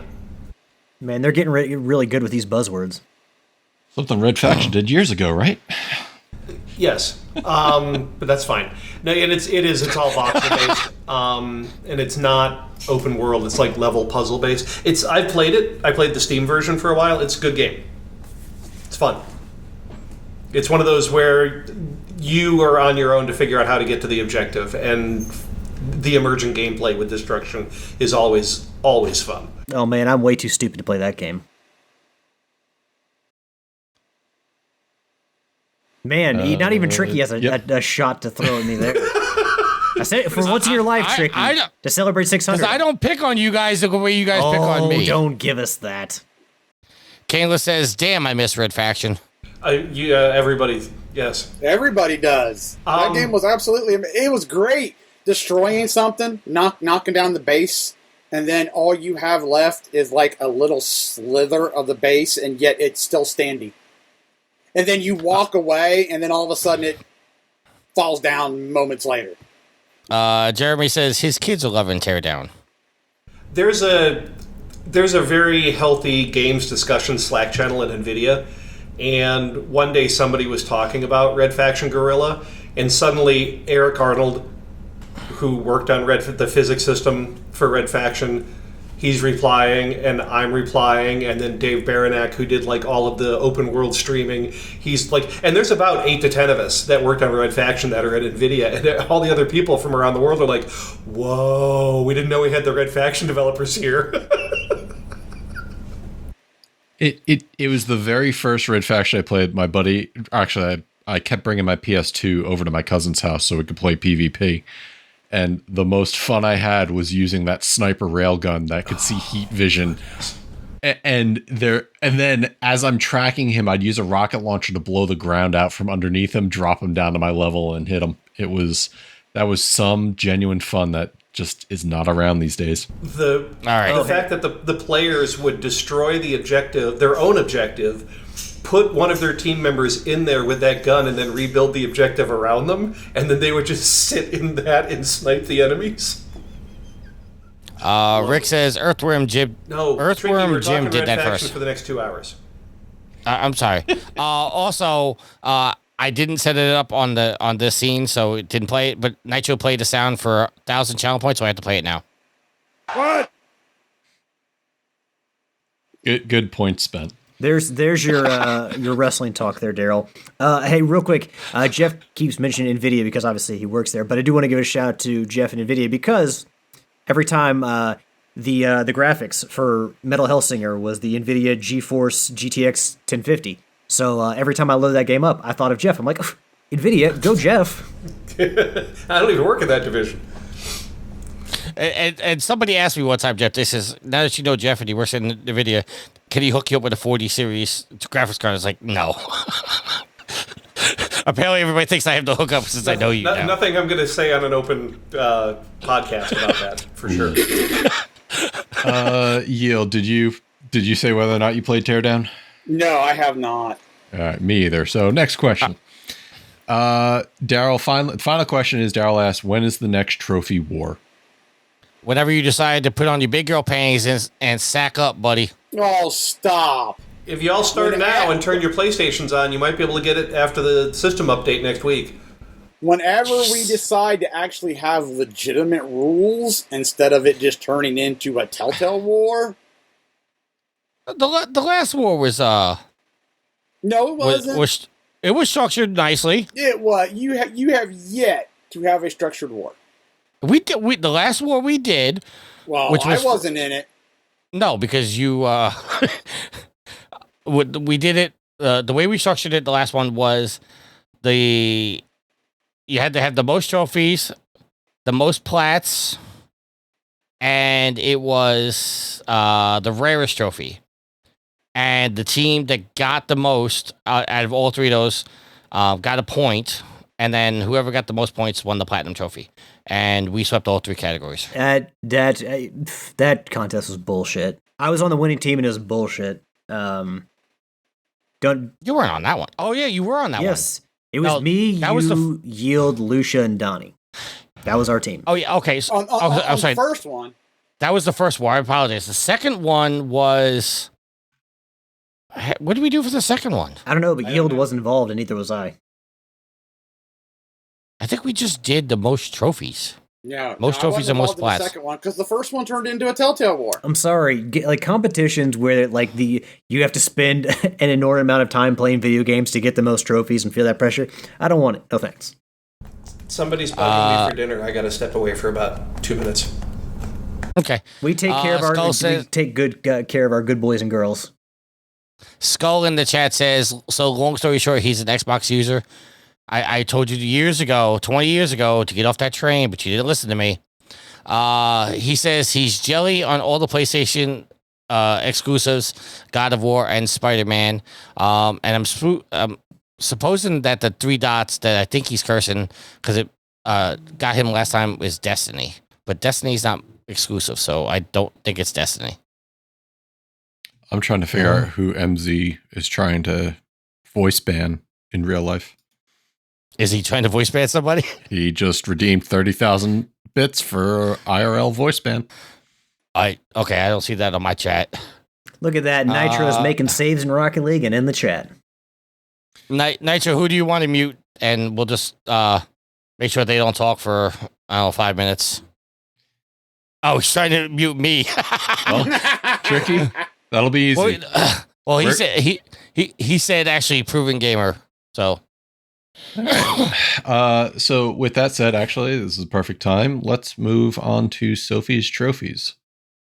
All right, well, good, because now I can't talk for 5 minutes, but Sid's going to talk for 10. Hello, everyone. I'm Sid, and I'm back again with another Sophie's Trophies. And this one, guys, is rather a special one. Not only is it episode 600, which is an astronomical number, so congrats, guys. It is also RoboCop Rogue City, which is my favourite game of this year. Not just game of the year, but favourite game I've played this year, if you know what I mean. So I played a lot of older games as well. And it's just come out on top of everything.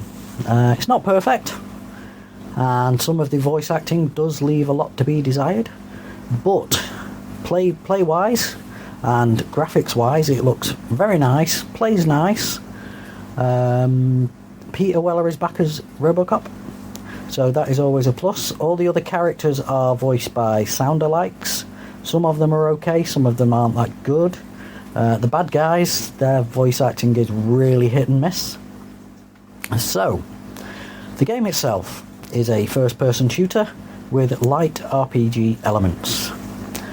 And the platinums, we have platinums? Trophies, guys. Trophies, not platinums. There aren't 28 platinums. There are indeed 28 trophies. So, we have to serve and protect. Acquire all the trophies. No stone unturned. And this one is find a secret area in the arcade. So in the second level of the game, it is downtown Detroit. You can wander around a smallish hub area. It's not massive. There are a few things to do there. That's where most of these trophies will come from. And this one is find the secret area in the arcade. So when you go into the arcade building, once you're in the office, use your RoboVision. And that will highlight a button on the side of the desk. Press that button and you will get this trophy. And then we have zip this up. Shoot an enemy in a sensitive spot. So basically shoot an enemy in the bollocks.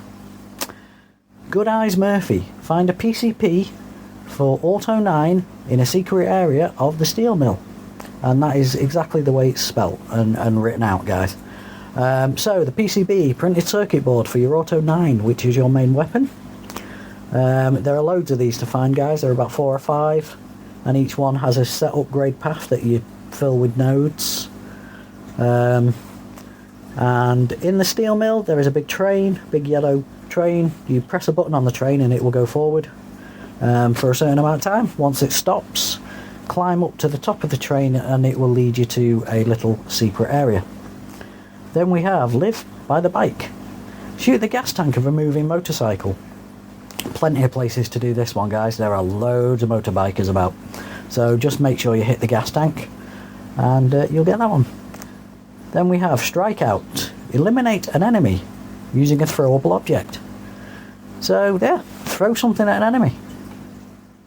Dead on. Score 150 points at the shooting range. This guy is really good. Score 200 points at the shooting range. Then we have Super Cop. Score 250 points at the shooting range. So a tip for this one, guys, is if you set your FOV a bit wider so you can see more of the targets coming at you, and also find the PCP board that gives you infinite bullets, or you've got infinite bullets anyway on your Auto 9, but there is a PCB board that will allow you to not have to reload. So effectively infinite bullets with no reload. Once you find that one, this trophy becomes pretty trivial. Then we have a real hero. Save a cat from a burning hotel. So when you're going through a burning hotel later on in the game, you will hear the cat meowing from a cupboard. Open the cupboard, the cat will be free. Score A on any evaluation, which is Officer of the Month. After each main mission, you will get graded as to how well you did, how many side quests you did, how many evidence things you picked up. They're all put into a score. I think you need a score of 2,500 to score an A on evaluation. Eliminate 3 enemies with 1 explosive, and this one is called Nuke 'em. So self-explanatory again. Just shoot something, make it blow up and kill 3 enemies. Uphold the law. Issue a ticket. So this could be for somebody drinking in public or somebody parking in a silly place, things like that, and you have the opportunity to issue a ticket. If you let somebody off with something, you are serving the public trust because you're being nice to people. If you issue a ticket, you're upholding the law. You only have to do it once. Okay, we have maybe used against you. Hack an enemy turret. Again, later on in the game there will be turrets. Just find the control box for them and hold square to hack them. Okay, there can be only one. Or there can only be one. All old factory hostiles neutralised in under 10 minutes. This one, guys, this caused me the most problems. Because I was trying to shoot them all. I went back with an upgraded gun and everything like that. And it's hard because you've got to shoot 5 waves of robots. And I figured out the best way to do it, guys, is just run up to them and punch them. That kills them in 1 hit, and it makes it a hell of a lot easier. So that is my tip for that one. When you get to level 10, I think it is, in the factory, and you have these waves of robots, walk up to each and every one of them and just punch them. So, all adds up. Equip Auto 9's PCB with any chip. I said PCP then, guys. Didn't mean that. PCB with any chip. So the chips are what I was talking about before, the little node things. And then we have find an OCP skill disc. These are upgrades or skill points. Every 1,000 points makes a skill point, and you get those from doing finding evidence and what have you. So an OCP skill disc gives you an automatic skill point. Fully develop any skill. There are 10 nodes in each skill. There are about 6 or 7 skills. Concentrate on whichever one you want, guys. It's up to you. But yeah, just fill one up and you will get that trophy. Hard boiled. Help officers Kurtz and O'Neill solve a murder case. So this can be done the first time you reach downtown Detroit. So do that. Go find them. They are in the corner of the map. The northeast corner, I think it is. Talk to those two and they will send you on a little errand to solve a murder case. Night has just begun. Complete breaking news quest. So this is your first mission. So it's kind of an introduction to the game and things. So complete that one, guys, and you will be there. And Dead or Alive. Complete Sut's final encore quest.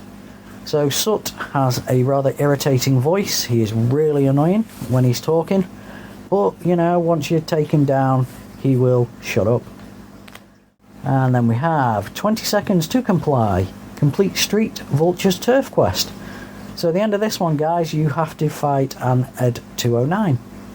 Which probably is the downside of the game for me, really, because the fights with him aren't that great, to be honest. There is 3 or 4 fights with an Ed 209. They're not amazing, I have to say. Don't mess with the money. Complete the bank heist quest. Then book him.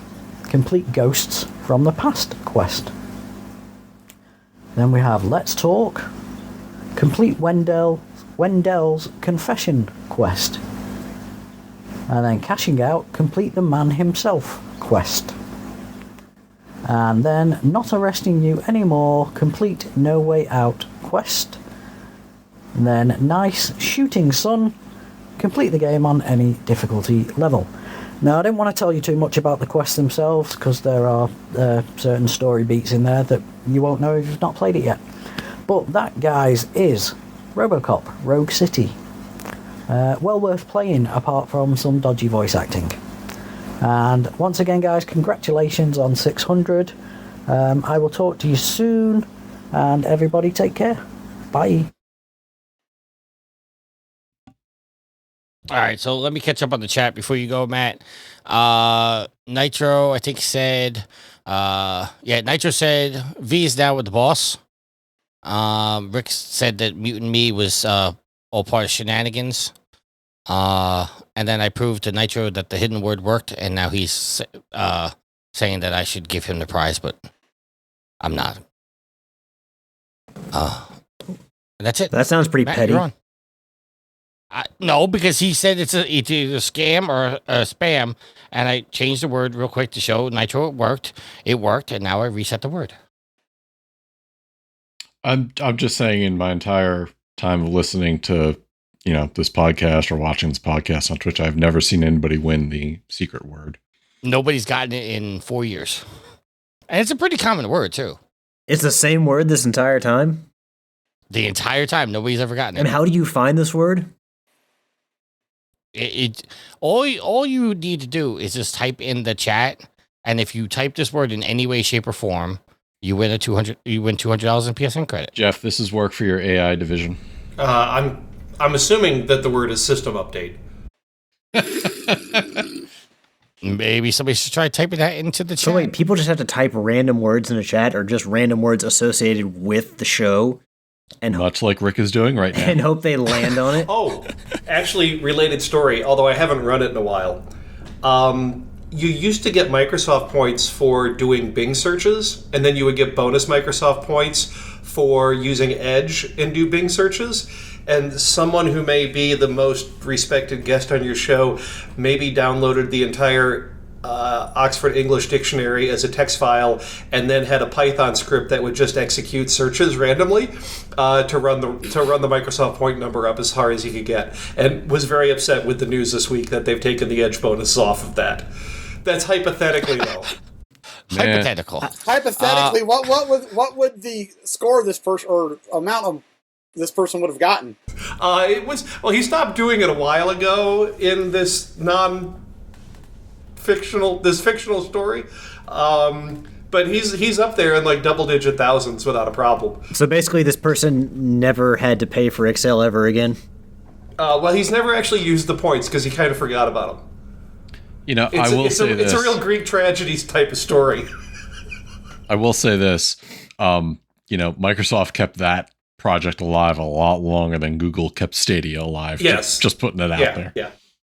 MZ is asking for an overruling on the thing.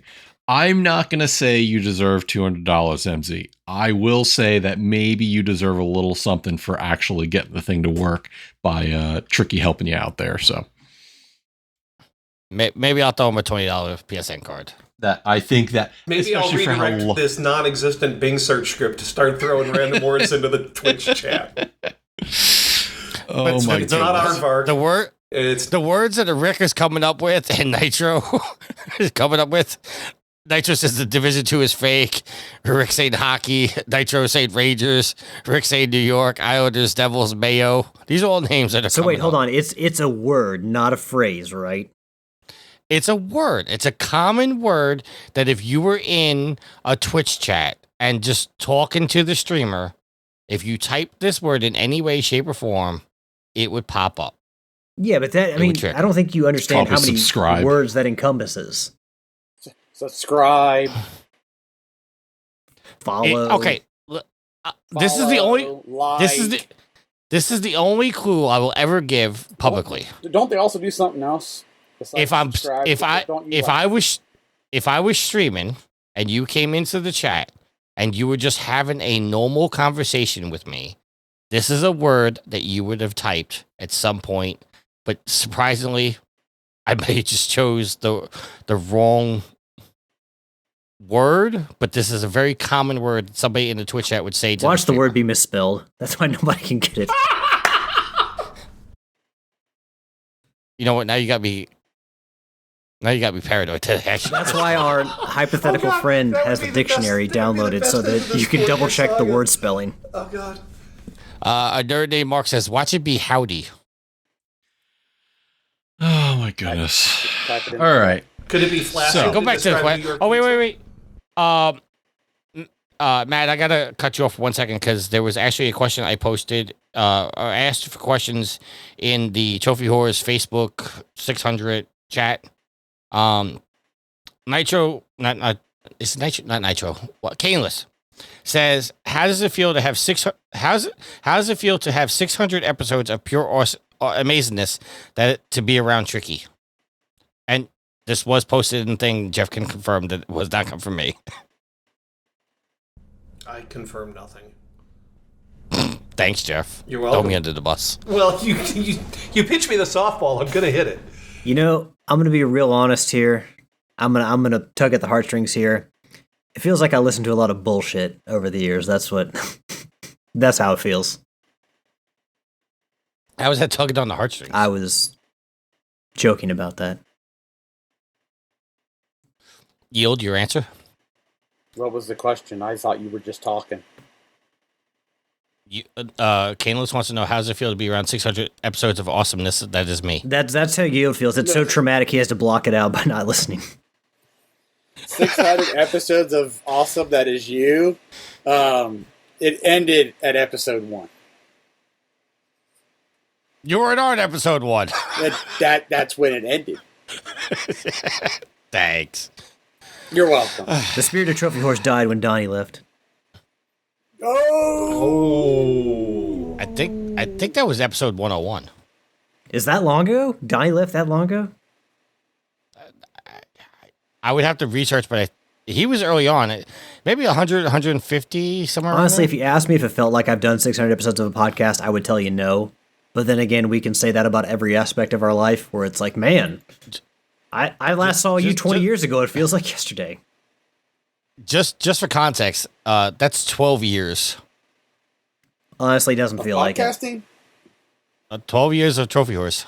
Oh. All right, so it's over 12 years because we've missed weeks here and there, but it's 12 years worth of episodes. When does the pension plan kick in?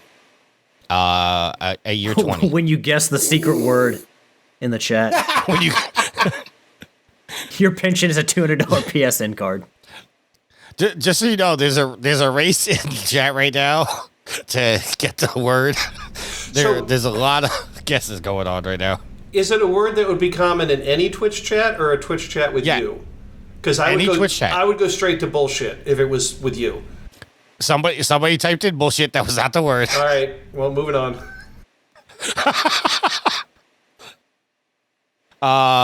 Mark says it's a greeting. Rick says, "Oh, you died." Mark says, "Oh, you like salutations, etc." Spam. You know what's funny, and I'll just put it out there. One of you physically said the word in the last 10 minutes. Well, then good. Give me my $200 PSN card. You gotta type it. You gotta type it in the Twitch chat. Well, I'm not in the Twitch chat, so someone type it in there. We'll split it $100 a piece. Someone start with bullshit. The best is I'm going to go in there and win the $250 PSN card, and I'll just put it on a shelf. Can I trade this for an Xbox card? Mark says Yield gets the PSN card. See? And now Rick says I'm off to watch the video on demand. Just gonna chat to text everything there, and it's just gonna stream it. All right, Matt, back to the questions. All right. Actually, now these are your questions, correct? These are my questions. So what I decided to do was I'm going to come in here and ask you all questions as a previous watcher, now host, to see how you feel, how you've done over the past 600 episodes, or however many ever episodes you've been on or watched or listened or whatever. So if this gets sentimental, I'm sorry. So I'm crying already. First, yeah, I know. I was crying when you left yesterday. I know you missed me with every bullet you shot. Let's not talk about your computer. There's nothing wrong with RGB. There's everything wrong with RGB. There's everything wrong. Is this the same one that was leaking 3 years ago? Yes, and then I brought it over to Matt's house last night because the one fan stopped working, and we replaced 2 of the 3 fans because you couldn't get to the 3rd fan because of the water cooled. And now the RGB on the rest of the system, except for one fan he put in, the RGB is not working. Of the new fans, the RGB on one of the new fans is working, but the rest of the RGB is gone. And you can't take it back to the place that built it because they went out of business. No, I put it at Micro Center, but they would probably charge me The RGB $250 header to fix pins it. were all bent because the RGB connectors, when they originally built it, they melted plastic over the top of it to keep them in place because, RGB headers don't actually stick or click into place. Right, so they hot snotted it with a glue gun? Yes. Oh, God. Ugh. It was a mess, and I began my education of Tricky on why water cooling is not a thing to do anymore unless you were doing overclocking or severe heavy Or you lifting. buy an AIO and you just call it done. Even then, I was like, my air cooling fan does a better job than my AIOs ever did. So anyway, Tricky and I are already planning out what his next computer will be that will not include water cooling, so I can actually work. I showed him my case, and his eyes bugged out of his head. Which is about 4 feet tall, by the way. Uh-huh. Well, Tricky, I don't recommend this to anybody, but it's honestly, I think you're the use case. Just get a Mac. No, absolutely not. I'm not buying anything Apple in this house. I'm ashamed to say I owned an iPod, but I only own an iPod so I can download the show. All right, so on to my questions, and we will start with our guest and work around the table like I've been doing already. All right. Jeff, do you have a favorite Trophy Whores moment? No. There's too many to remember. I do. It was when Tricky reached out and I got invited to be on the first show. I was very honored by that, and that was that also introduced the long-running joke of the Thin Mint cookies. Can I tell a side story to that? No. I was okay. Why ask the whose question? podcast is this? Don't give me the option. I remember reaching out to Jeff the first time. No. Shut up. I reached out to Jeff the first time. Shit, and somebody try Thin Mints in Twitch chat.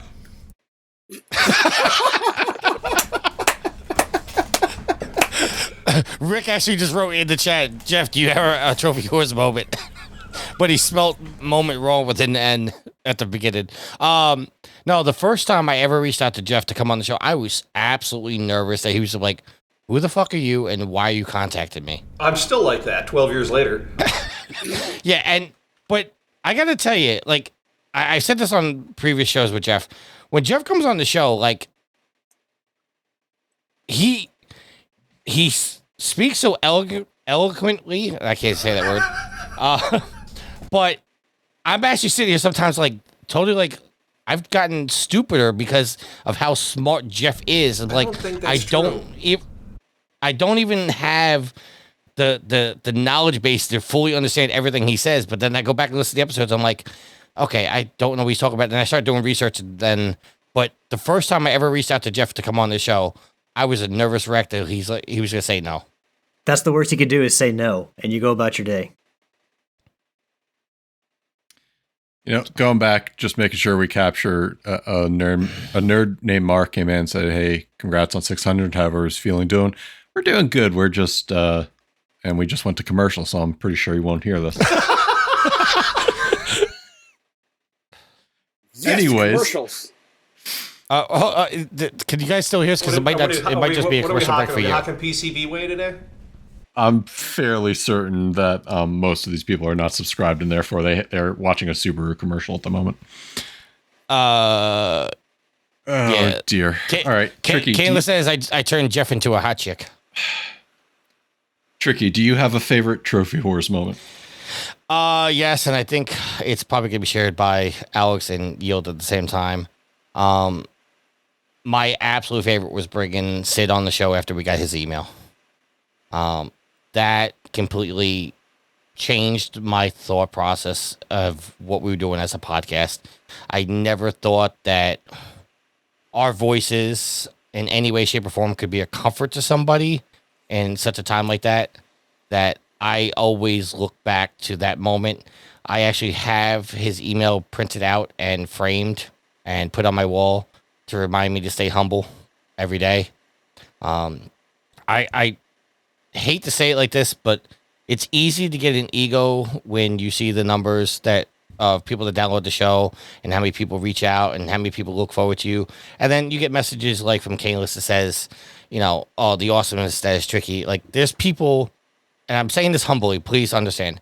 There's people that look up to us as podcasters and our voices and whatnot, and that's truly humbling. Lord of mercy. But when you get an email like that from Sid, and actually, I'm going to read another email coming up soon, that it really changes what we do as a podcast, and that's part of the reason why I've always wanted to do the show. I mean, there's times I've didn't want to sit down and record just because I was tired or like there was no topics, but knowing that our voices could be that helpful to somebody has always kept me going. So that will always be, no matter what happens in the future of the show, that will always be my favorite moment on the show, is bringing Sid on the first time with him and Mandy to announce that we were dedicating a new segment from Trophies and Tips into Sophie's Trophies. And I'm honored every time Sid sends it in an audio to keep honoring Sophie like that. Alex, do you have a favorite? How do I follow that? Jesus. No, I think I'm going to do a then and now, because for most of these, I've always said the Donnie thing where he admitted that he ate dog food, like cooked it on the stove, which is always a hilarious There's video moment proof for of me. that. But I think also Jeff was on that episode too. So I wanted to mention for that fact that Jeff has been on the show, been coming on the show for that long. But for me, like the real, I guess an updated moment for me would have to be when we crossed a certain threshold for downloads. It was what, 1 million downloads, Tricky, or something like that. We crossed some. We've gotten over. Now I'm thinking it's 100 million, but I think it was actually 10 million downloads we've gotten. Yeah, and just seeing like our numbers reach that amount, and yeah, I mean it's over 12 years, but the fact that we could ever get to that number was really awesome, and it just reminds you of the community that we've built. It's not just like the, oh hey, you know, we're so tough or we're so cool, this many downloads. It's just like more so that we have built a community that has allowed us to get to that point, and that many people have continued to support us. Is a really special feeling. So that's mine. Dark Knight says, I miss Donnie. And Canela says, all of you should be proud of the road so far. And Rick says he needs to meet Sid and Dupes for a pint sometime. Sorry. Go ahead, Matt. Yield, you are next on the block. I would have to say the community that we built, because especially when we started the Facebook group, it was kind of just us, it felt like. And then now we've got a really good community of people that are chiming in with either gaming related or movie related stuff. And it's a nice little group. It feels in a way like the sarcastic gamer forums when a lot of us used to frequent those, is kind of how I feel the Facebook group is now. Not anywhere near as big, but still, it's not us just chit-chatting amongst ourselves. Hannibal says in the chat, congratulations guys on 600. As a new listener, I appreciate everything you guys do. I do have another moment, which is ironic because Jeff's here as well. Jeff, you may or may not remember this, but there was an episode, it was years ago. We were getting ready to record, and we had literally just started all our audios and going into the countdown, and you hear Jeff go, was that a gunshot? And Donnie goes, yeah, I'm sorry, I forgot to close my window. I do remember that.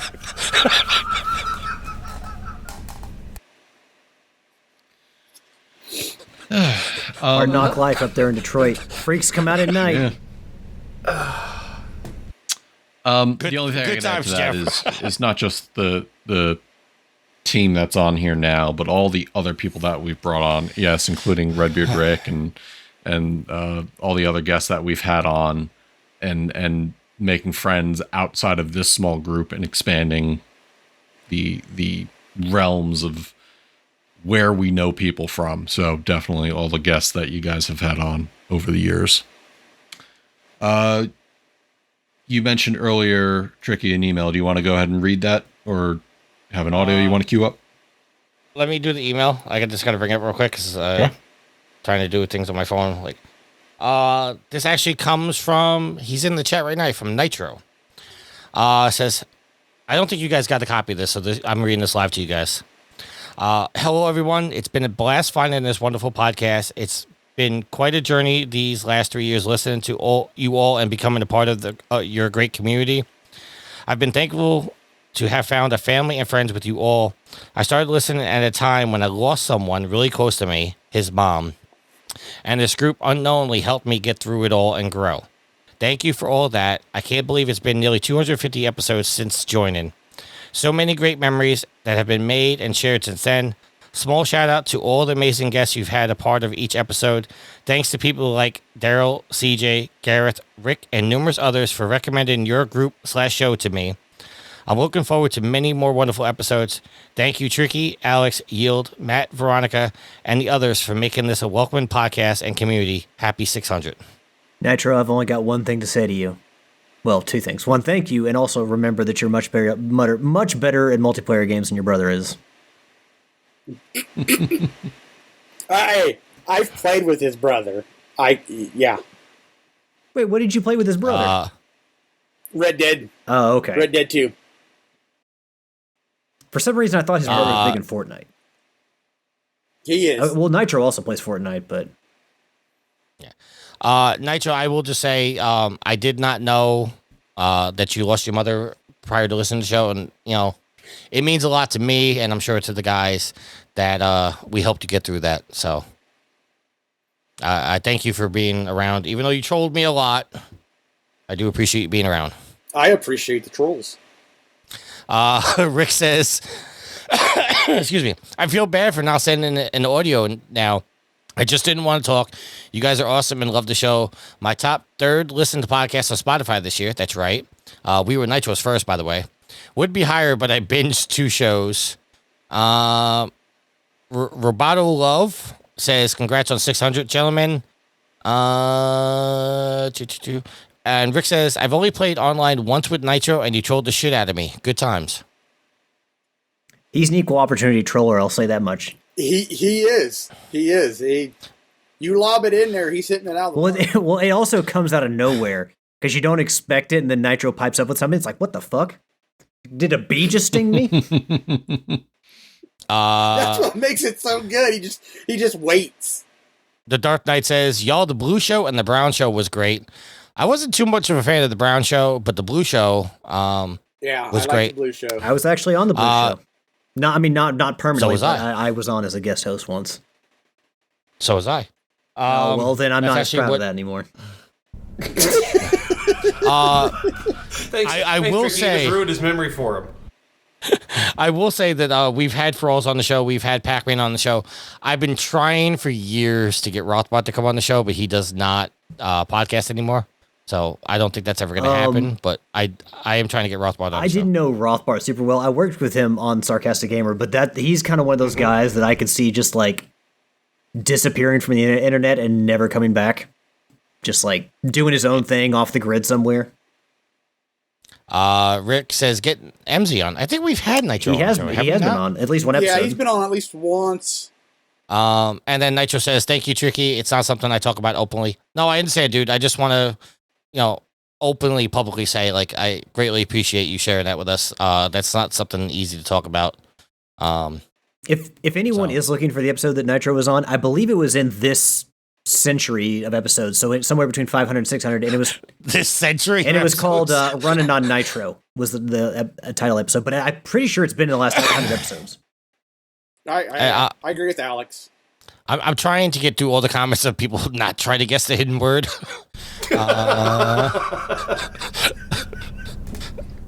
Yeah, okay, we're good. Matt, you're on the floor. Next question. And Jeff, you may not have as much to this, but you listen to podcasts, so it's just as valuable to you. Over your time podcasting or listening to podcasts, have you had a role model or somebody in the podcasting world you would either want to emulate or respected? Not tricky. Oh, is my mic still on? I'm sorry. No, I don't, actually. I'm not. I listen to gaming podcasts and I listen to true crime. And I appreciate the ones that don't take 45 minutes to get to the true crime story.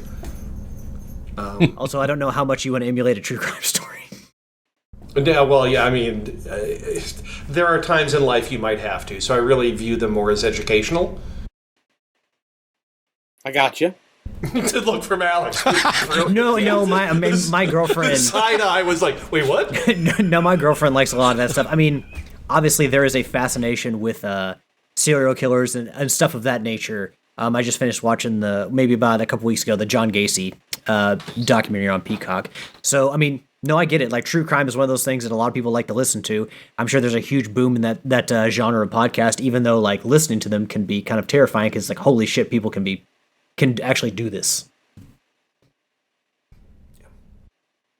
My answer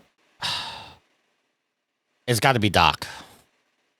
Ooh. Doc was one of the main reasons why I started Trophy Horrors as a community cast on Sarcastic Gamer. We only lasted 3 episodes on there because apparently we were getting a lot of downloads, and Doc was like, we can't host you anymore. So we had to move on. A lot of downloads, man. 10 people downloading a show. I didn't know that would get you kicked off Sarcastic Gamer. I think at that time we had 100.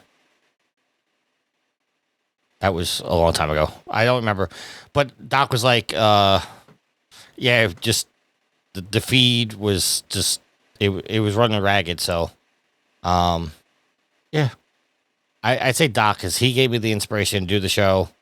And, here we are 12 years later. So we have Doc to blame this on. It's all Doc's fault. I will say I am proud that outside of Matt, and this isn't a shot at Matt, but I'm proud to say that the 3 of us that have been on the show the longest now at this point, all came from Sarcastic Gamer. We all had we lived in that community, and even Jeff was part of Sarcastic Gamer as well. Matt, I don't think you knew about Sarcastic Gamer or were involved in that. Yeah, so you missed some good times. By good times, you mean good times. Oh. You got to go back and watch the Jack Tretton video that Doc made.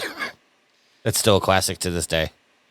How about you, Alex? Any podcasters you like to emulate or not really. No, I mean, like I have podcasts that I enjoy listening to, but I mean, no one that I would really emulate. But I mean, honestly, the entire reason that I, got into doing this was because I, joined Sarcastic Gamer and, listened to the Red Show, Dave, Doc, and Lano.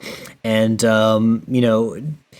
it's hard not to see what they did and be inspired, just like enjoy listening to podcasts and just like we all have that introductory podcast where it feels like you're talking with old friends, or like there's a conversation going on and you're part of it and you get to, just even if you're not there, like it feels like you're a part of the conversation. And having met Doc in real life and gotten to know him, Doc is great.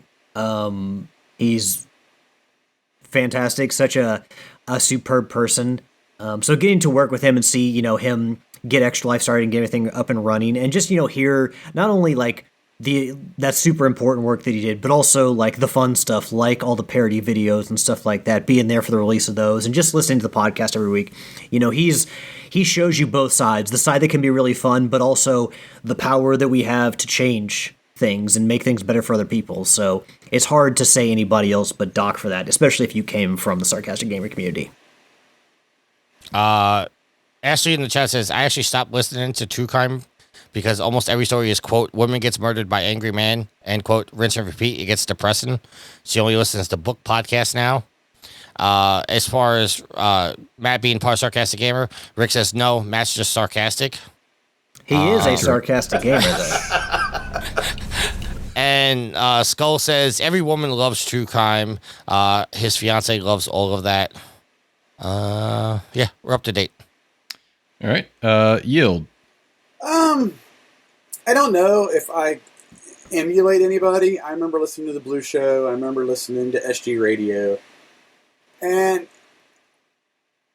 when my buddy was doing Game Twerk, I was listening, and I guess in essence, maybe that inspired me when they asked me if I would want to be on as a host. And because listening to that show at that time felt like just a group of guys who were all from different parts of the world, or at least North America. And they were just sitting around talking video games. Sorry. And so when I started podcasting, once you get over your initial nervousness, that's kind of how I do it. It's just, this is me. Like me or not, this is me. And it's just, I've always tried to do it feels like you're sitting around with us talking video games. Sorry, Yield. I wasn't laughing at you. I was laughing at the chat. Because Rick said in the chat, I'd like to jump in on Rocket League one night, but I absolutely suck at it. And then Neptune Princess responds by, Alex does too. You'll be fine, Rick. Well, first of all, if we're going to talk about... Nobody's as bad as Tricky.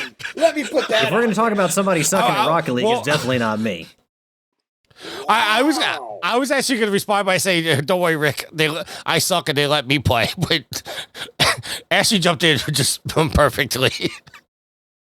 Ashley's coming back with a response and goes, LOL, first of all, and then we're waiting for the rest. Alex, I'm going to keep an eye on your camera. If I suddenly see a shadow behind you, I'll give you some sort of heads up. I'll hear the door open. The door's closed. Could this be another episode of True Crime? We'll see Alex murdered on live stream. Yeah, I was going to say, she's got experience listening to all the True Crime podcasts. She could, I think she could take Alex out without anybody finding out.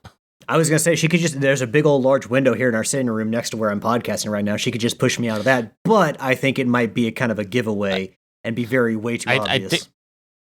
I think you just start looking for a red dot somewhere on your forehead. All right. Next question. Or, actually, Tricky, let's go to... How many more audios do you have? 3. All right, let's go to the next audio.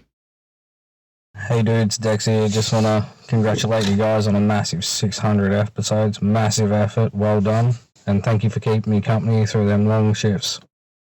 Thank you, Dex. Rick says, here we go, True Crime live streamed. I didn't sign up for this. Oh, you sound fine, Dex. Dex, you sound fine. I just couldn't fix the audio quick enough. All right. Next up. Do you have any tips for other people out there who want to get into into podcasting? Don't. Yeah, kind of. Don't. Keep your shows short. Not short, but shorter than us. Bold move at the 2 hour and 15-minute mark. Well, this is Tricky's fault. I'm not leading the show. I honestly, every time that question has come up, I've always just told everybody, just be you. That means that's right. That's really all you can do is, give advice the way you would give advice to a friend or a coworker, about games, and just go from there. Hopefully, you are hosting. If you're doing more than one host, that you're hosting with people that you can get along with. You don't necessarily always want to host with somebody that agrees with you. You want to have, people that can, I won't say disagree with, or disagree with civilly, I guess is what I'm trying to say. But, yeah. Rick wants to know, when's our 24-hour podcast coming? Never. It's not. Never. Tricky will be there. The rest of us When they make won't. strong enough coffee for me to want to do that. Rick says something in the chat that I'm not going to repeat again because I got in trouble with the guy this last time. But basically, Dex didn't say a word because Americans get offended by that. And then Matt says, I love that word in all essences. What, rubbish? And then Nitro says, if you're looking to get trolled in Rocket League, just look towards Riley, the aptly named, quote, average gamer, average geek / gamer. And then Rick says, you could just say, see you next Tuesday. Nitro's throwing out live rounds in the chat. If I had advice for anyone looking to start a podcast, serious advice, I would say, well, one, always make sure that, you find a group of people who are all equally invested because, if you got people who are only showing up every so often, it definitely drags down everybody else. You want to make sure that everybody's always raring to go. There's some weekends, weeks you may not want to show up, but I think having a group of people that are always dedicated is a good way to push each other along and help, with longevity. And then just in general, like have a focus, like a main focus. Because I've had people talk to me and be like, oh, they want to start a podcast, but they want to focus on pop culture. They want to focus on movies and comics and music. I'm like, look, if you do all that and you've got one episode here and another episode over there, like you're not going to build an audience. What you're going to have is people coming in every now and again, and they may listen to one episode, but then it's like, oh, well, they're on this aspect. I don't want to listen to that. Us being able to focus on a PlayStation podcast has helped us build a community. IGN has their Nintendo podcast and their Microsoft one and their PlayStation one. So just having a focus and not trying to be all over the place to cover everything really helps, I think, build an audience better than, being here, there, and everywhere. Because you can't cover everything well. If I have to give any advice, it's just be you. And just remember one thing, that when you do a show like we do on Trophy Wars where we cover the news, nobody's coming to your show to hear the news. Says the guy that insists that we have to include every bit of news in the agenda. Here we go. Thank you, Alex. They both cut me off before I finished my thought. Are we wrong? Nobody's coming. Yes, you're wrong. If you let me finish my thought, you'd understand what I'm saying here, sir. Nobody comes to your show to listen to the news. They want to hear your opinion on the news. They can get the news on several different other podcasts, and most namely IGN.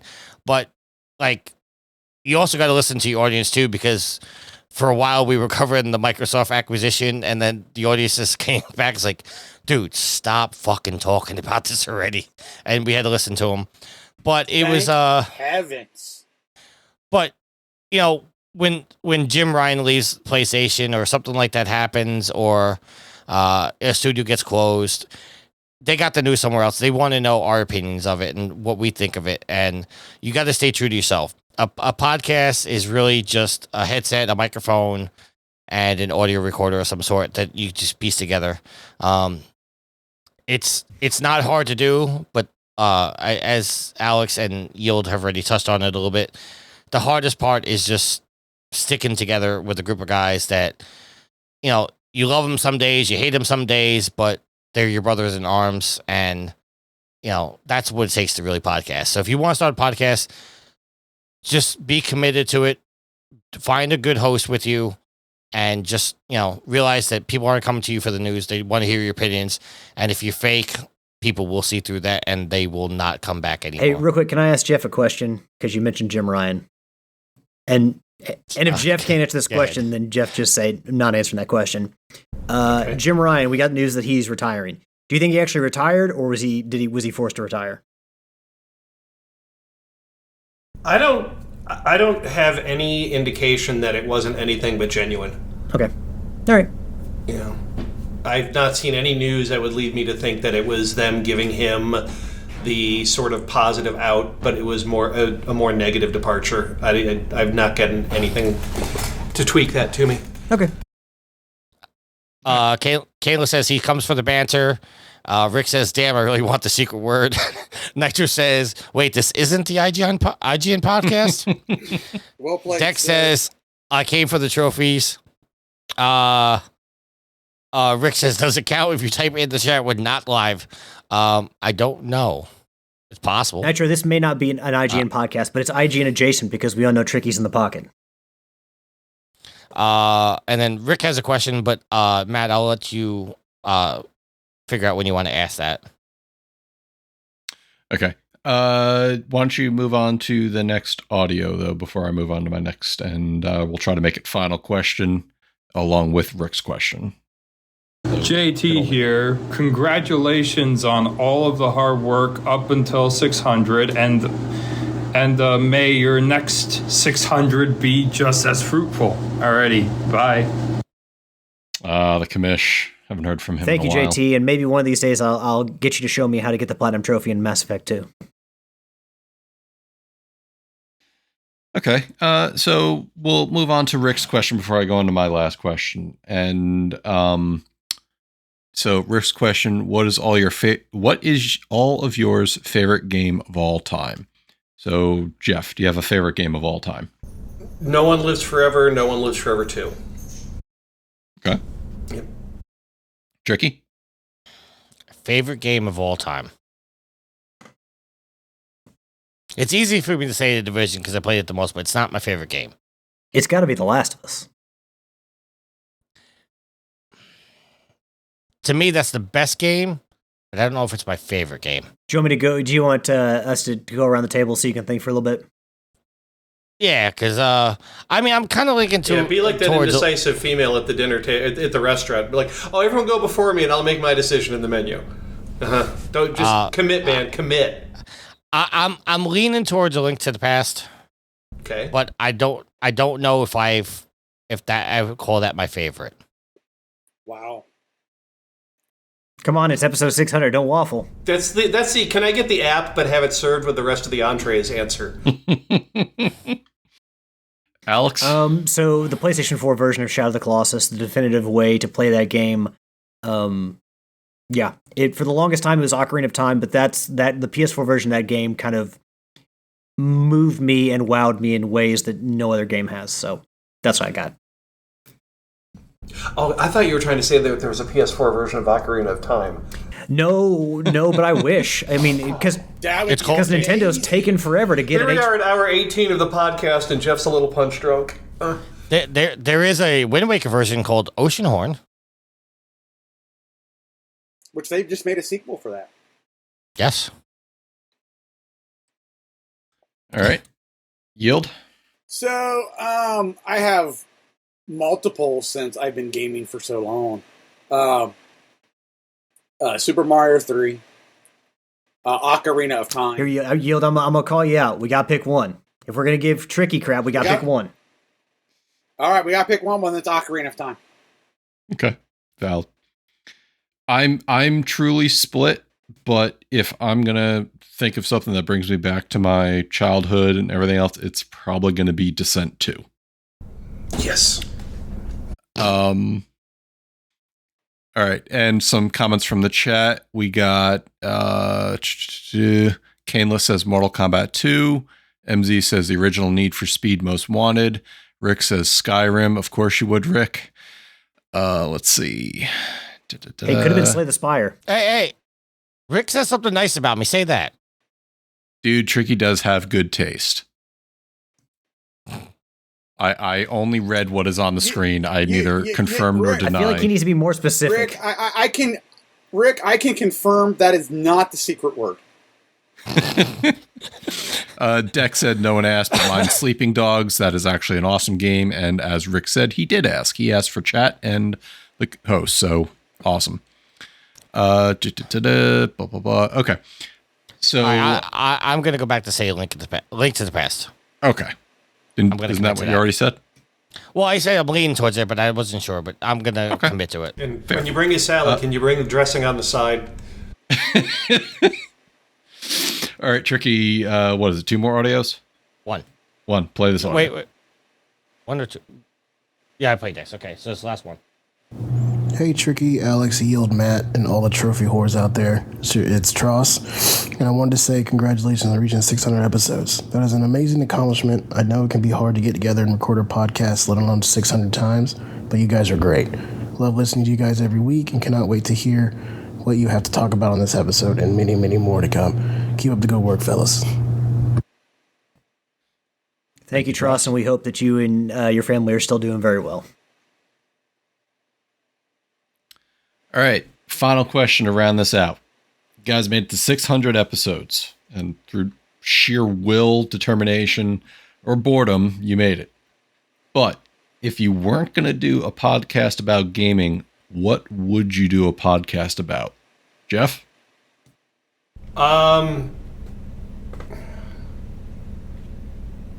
Probably either woodworking or flying.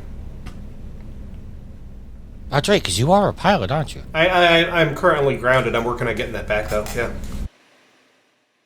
Wait. Is there a story behind that? What? That you can tell? That I'm grounded? Grounded. You have to take a check ride every 2 years, and I intentionally haven't for the past couple of years because I didn't have the time or the money to keep up with it. There's nothing nefarious about it. Oh, okay. Yeah. I was interested, and my first half hour in Microsoft Flight Simulator said, nope, you don't need to do this. Are you saying you crashed and burned? I'm saying there was. If I got off the ground, it was a Matt. miracle. You had to wait that long. You had to wait that long. Top Gun on the NES told me that I couldn't land on that aircraft carrier for shit. On the carrier? God, that was the hardest thing to do. I will say you can't use them. You can't use them for simulator hours. But the flight school, the flight training in Microsoft Flight Simulator 2020 is very accurate. Like you get a good concept of what real training is like, and they've got all the voice prompts with like the instructor with you in the airplane. It's extremely well done. All I know is that I got in the air and I'm So if you flying failed around. at that, then it's on you.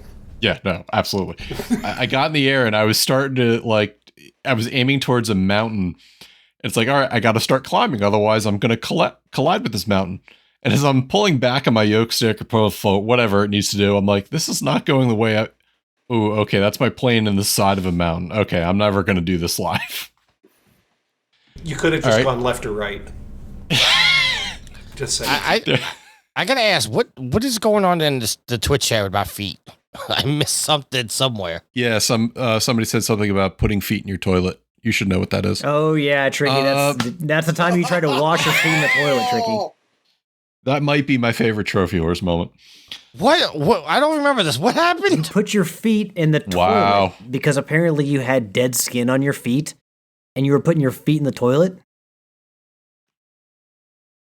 Why don't I remember this? Probably because you're so disgusted by yourself. It's a memory I would block too, but I wouldn't have been so dumb as to tell other people I did it.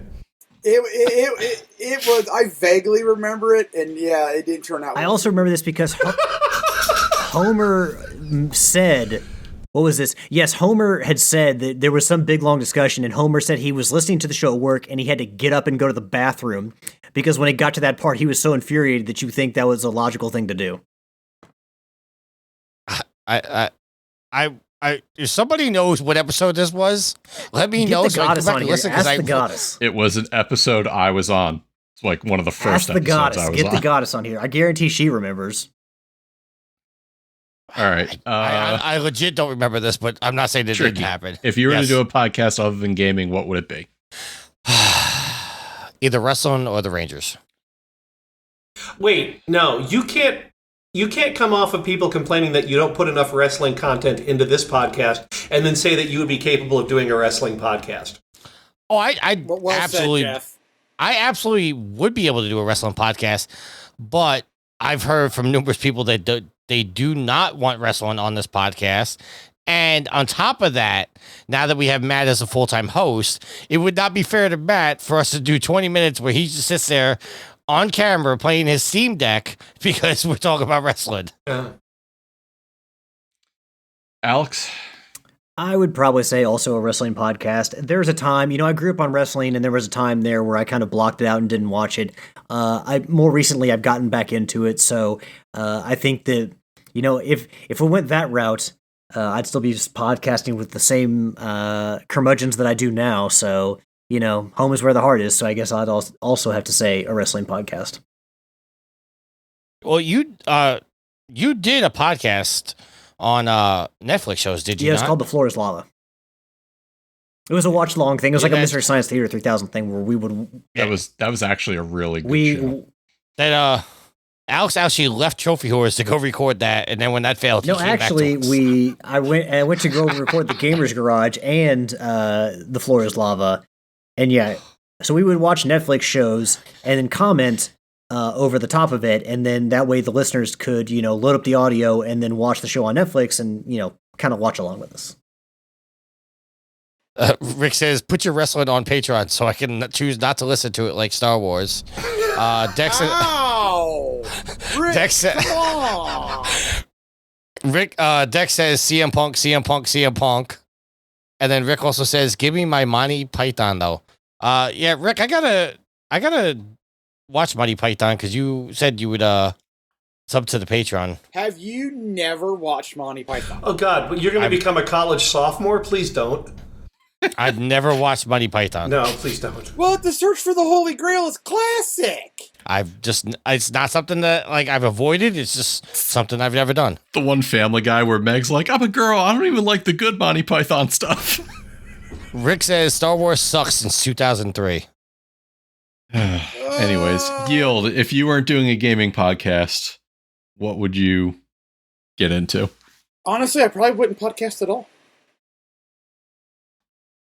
Fair enough. And this is actually something my wife and I have been talking about, is if I wasn't doing gaming, and you might see something coming from us soon, it will be an anime-based podcast. Yield, I do want to throw something out there at you.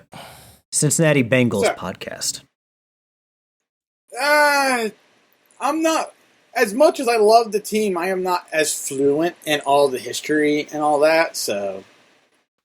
Here's the problem with doing a sports podcast. Because It's a sports podcast. I thought about this when I said the Rangers.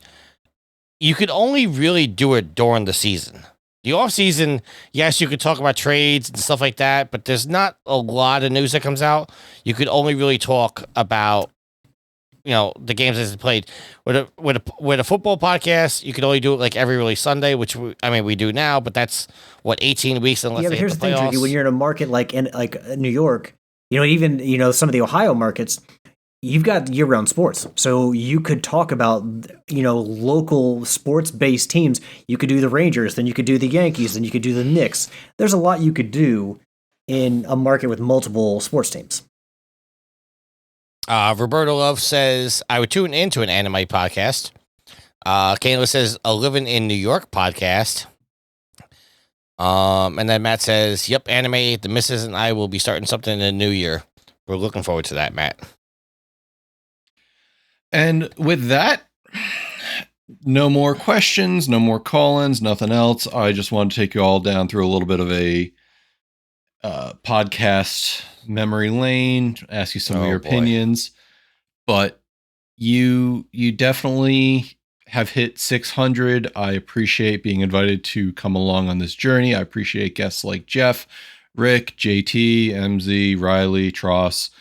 Anybody if I missed, I apologize, but it's definitely a good listen to you. And now sitting in on this, it's been fun to be a part of this, to contribute at certain levels, and hopefully produce some higher quality content that we don't necessarily charge you for, that some folks like Sony would probably make you pay for more. And as a result, you welcome me, a trophyless bastard, into the show, and it's been fun, and I'm hoping I'm there for episode 1200. Well, Jeff, I don't know if you remember, but episode 1000, we got plans to do Italy. Right. And that's it took 12 Yield says years to get to 600. So that means it's going to take another 8 years to get to 1,000. Right. And Yield's already said he's not going to Italy. I'm going to be 62, God willing. So I don't know, that might be an issue. Well, wait a second. I thought, no, we're not going to Italy till you eat a Chicago style pizza. That will never happen. Right. Because there's no such thing as a Chicago style pizza. Pizzas. No, there's no such thing as a Chicago style pizza. It's not a pizza. It's a casserole. It's not a casserole. It's a casserole. There's no tuna in it or noodles. It's not a casserole.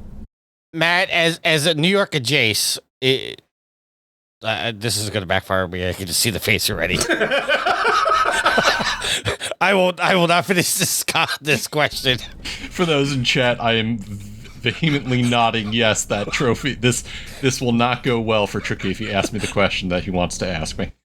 Somebody said Roberto Love says flaccid pizza is accurate, and then Kayla says deep dish. There you go. Hey, Tricky. We can all agree in our united hatred of Detroit style. Whatever the hell that is. I don't even know what the hell that is. Detroit style pizza, but I still can't figure what makes it Detroit style. What is Detroit style? It's square and sad. Fair enough. Hey, Tricky, just to show you what you're missing in the world of pizza, down here in Kentucky, we've got a chicken and waffles pizza in December. One of the restaurants called The Post bust out their chicken and waffle Holy crap, pizza. seriously? And Jeff, you're from the area, so, I mean... So, hold on a second. I'm sorry, Alex. A Detroit-style pizza is just squares? I mean, it's a big square cut into squares. Yeah, and it's like a thicker, breadier crust, but it's... That's not Detroit style. New York invented that. Oh, no. You don't get to try and cover up the flaccid slice by saying that you then gave the better pizza to Detroit.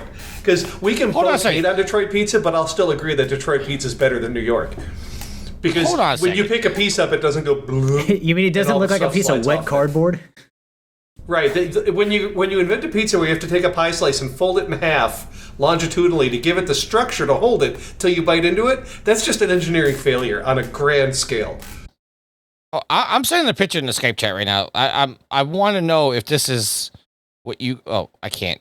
Maybe I can't. I don't know. Hold on. Because I don't have Skype on my phone. Thrilling audio. I can't. All of this pizza talk, considering we had awesome pizza tonight, I think I may go have one of my leftover slices. That said, Tricky, do you want to land this thing so I don't have to edit? Oh, Jesus Christ, 2.5 hours. Well, do you want to figure out the last comments from where were we? Rick said he'd visit Italy. Caneless did a weird face. Robot Love said flaccid pizza is accurate. Caneless said deep dish. Redbeard Rick and I are going back and forth about anime stuff. Robot Love. Roboto Love says Detroit style is getting shot while you're eating it. Caneless says, as a person born and raised most of my life in Brooklyn, I confirm Tricky is right. The first pineapple put on pizza happened in New York. That's all I'm saying. That's Roboto Love. Well played. All right, yeah. All right, Tricky. Let's bring it home. All right, let's do some shout-outs. Alex, your shout-out, sir. So I say it every week, and I'm sure it sounds scripted at this point, but our community, the fuel to the fire of this trophy horse, has willed us to 600. It's even if you like podcasting with the people you podcast with, getting to this point is not easy because doing this every week, especially when you have to edit, sorry, Matt, is kind of like a part-time job. It's a very thankless job. But luckily the community that we built has, as we've gotten from Sid and Nitro and so many people who sent in, audio, Daryl, Zach, the community, I get that we feel the love. We feel that the community really appreciates what we do as much as we appreciate them and how much they support us. So thank you all very much for being a part of our community. We had a new listener comment tonight. So whether you're a new listener or you've been listening back since Sarcastic Gamer Community Podcast, we thank you all very much. Give a shout out to Matt, Yield, and Tricky for joining me regularly on this podcast, giving up your Saturday night or your Sunday nights, and of course Jeff. For being on such a momentous podcast. Jeff being on makes it so much better. So 600 plus, thanks to Jeff coming on. And last but not least, even though she threw me under the bus tonight and told lies about my ability to play Rocket League, shout out to my awesome and loving girlfriend Ashley. I love you, hun. And that's going to round it out for me. She threw one more jab in you there. You can't throw me under the bus twice. I'm dead after the first time. Shout out to make sure she got Ashley says, shout out to me for putting up with Alex being obnoxious for at least 300 plus episodes. Get good, Alex. Guess who has to put up with me being obnoxious more than anybody? Yeah, take that. And Rick says shout out to Ashley, by the way. No end then. No end then. Yield your shout out, sir. Shout out to Jeff for coming on, hanging out with us. Shout out to, well, everybody who was in the Twitch chat tonight. I think that was probably our most populated Twitch chat. There was a ton of people in there. I won't remember all your names. Shout out to Tricky, Matt, and Alex for recording tonight. And as always, a shout out to the awesome pimps and madams of the Whoredom that we have for, hanging out like tonight, downloading the shows every week, interacting with us in the Facebook group, coming playing games with us occasionally. That's awesome. So hats off to you guys as well, because it's not only our accomplishment, it's your guys's as well. Matt, your shout out, sir. Shout out to my wife V. Thanks for doing everything you do. Heal up fast so we can get back to adventuring like we normally do. Shout out to the Channel 3 community, stopping by to Channel 3. So that way you can come by and gamify your social media. That's channel3.gg. Shout out to the community. Thank you, everybody in chat tonight. Almost too many of you to name. But, again, Thomas, Redbeard Rick, Ashley, Skull Viper, Roboto Love, Caneless, Dex. Trying to find that. There were a lot of you in chat tonight. Thank you very much for stopping by. Really appreciate you all coming by, supporting the show, supporting me as I got my feet wet. Special shout out to the hosts and our guests tonight, Jeff, Tricky, Alex, Yield. This is a really good show. I appreciate you giving me time to run with it and do something a little different than what we normally do. And, a special shout out as well to, again, Trophy Horrors, as well as the Loop Bros, who got me into podcasting and really kind of helped me get to where I am and allow me to share my voice and stupid opinions with everybody. But that's all I got for tonight. Thank you. I'm going to go to Jeff in a second, but I just want to put an effort in the chat for Skull, because half the things he said today got censored. Rick comes back and goes, dude, you're always swearing. It's just missed typos. I guess the Twitch chat thinks he's cursing. Jeff, your shout out, sir. All of you, and including the community, for inviting me back to put up with my shit multiple times. I know sometimes it's hard to schedule with me, and I've had to cancel at the last minute a couple of times, so thank you for being accommodating. All Chicago-style pizzas, and as I've said on every one of them, big shout-out to the Girl Scouts for Thin Mint cookies. Yeah, that does throw me back. It threw me for a loop. It's funny because Skull just typed fuck in the chat, and Rick's typing the see you next Tuesday in the chat, and it's not censoring them, so I have no idea why it's censoring Skull. Because those are the two most vulgar words you can say in the Twitch chat, and yeah, it's going through. I don't know, Skull. I don't know what you're typing, but shout out to every single person that's ever listened to the show. I'm gonna have to go back, but I might misspeak here, but the fact that this show has been downloaded over 100 million times is absolutely fucking insane to me. I don't believe you. I know you don't. I know you don't. Where's my endorsement check? Listen, if I get an endorsement check, you would share in the love of that. Trust me. Shout out to every single person. I mean, that's absolutely insane. I mean, as I sit here and I try to prep for these episodes, and the fact that we've done 600 episodes, which translates into 12 years of podcasting. Well, it's actually over 12 years, because when you add in the weeks we missed, the bonus shows, the fireside chats. The fireside chats, we gotten together to talk about E3 or whatever the case may be. It's like Special we've done shows. well over 600 episodes, but it's just 600 official numbered episodes. That's Patreon absolutely insane to me. episodes. Well, I don't count those because those are Patreon. But what are the other episodes? the The game one. Game Awards. No, Video Game Awards. No, not Game Awards. The ones where we would play a game and talk about it. Spoilers, PG spoilers. It's PG spoilers. Thank you, Alex. PG spoilers. The greatest podcast that never got released. The greatest episode that never got released. I'm not letting that go. Yeah, everybody that's ever been involved in any of these episodes. I mean, shout out to here's where nobody expects Tricky to do this. Shout out to Hard Rockin' Guy. Shout out to Donnie. Shout out to Titanic Wang. Shout out to Moonshiner. Shout out to Mark. I just forgot your name for a second because I was Lucia trying to remember. Lucia. Shout out to every single host that's been a part of the show. I mean, good, bad, and different. You know, at this point, we may not get along, we may not talk, but the fact of the matter is, this show survived because of hosts like that. Shout out to Jeff. Jeff, you've been an incredible friend throughout the years. It really warms my heart that I have a friend like you that I can talk to, and you know, I'm truly honored to be your friend, and I'm not saying that just because you're on the show or because you come on the shows. It's really an honor to know you.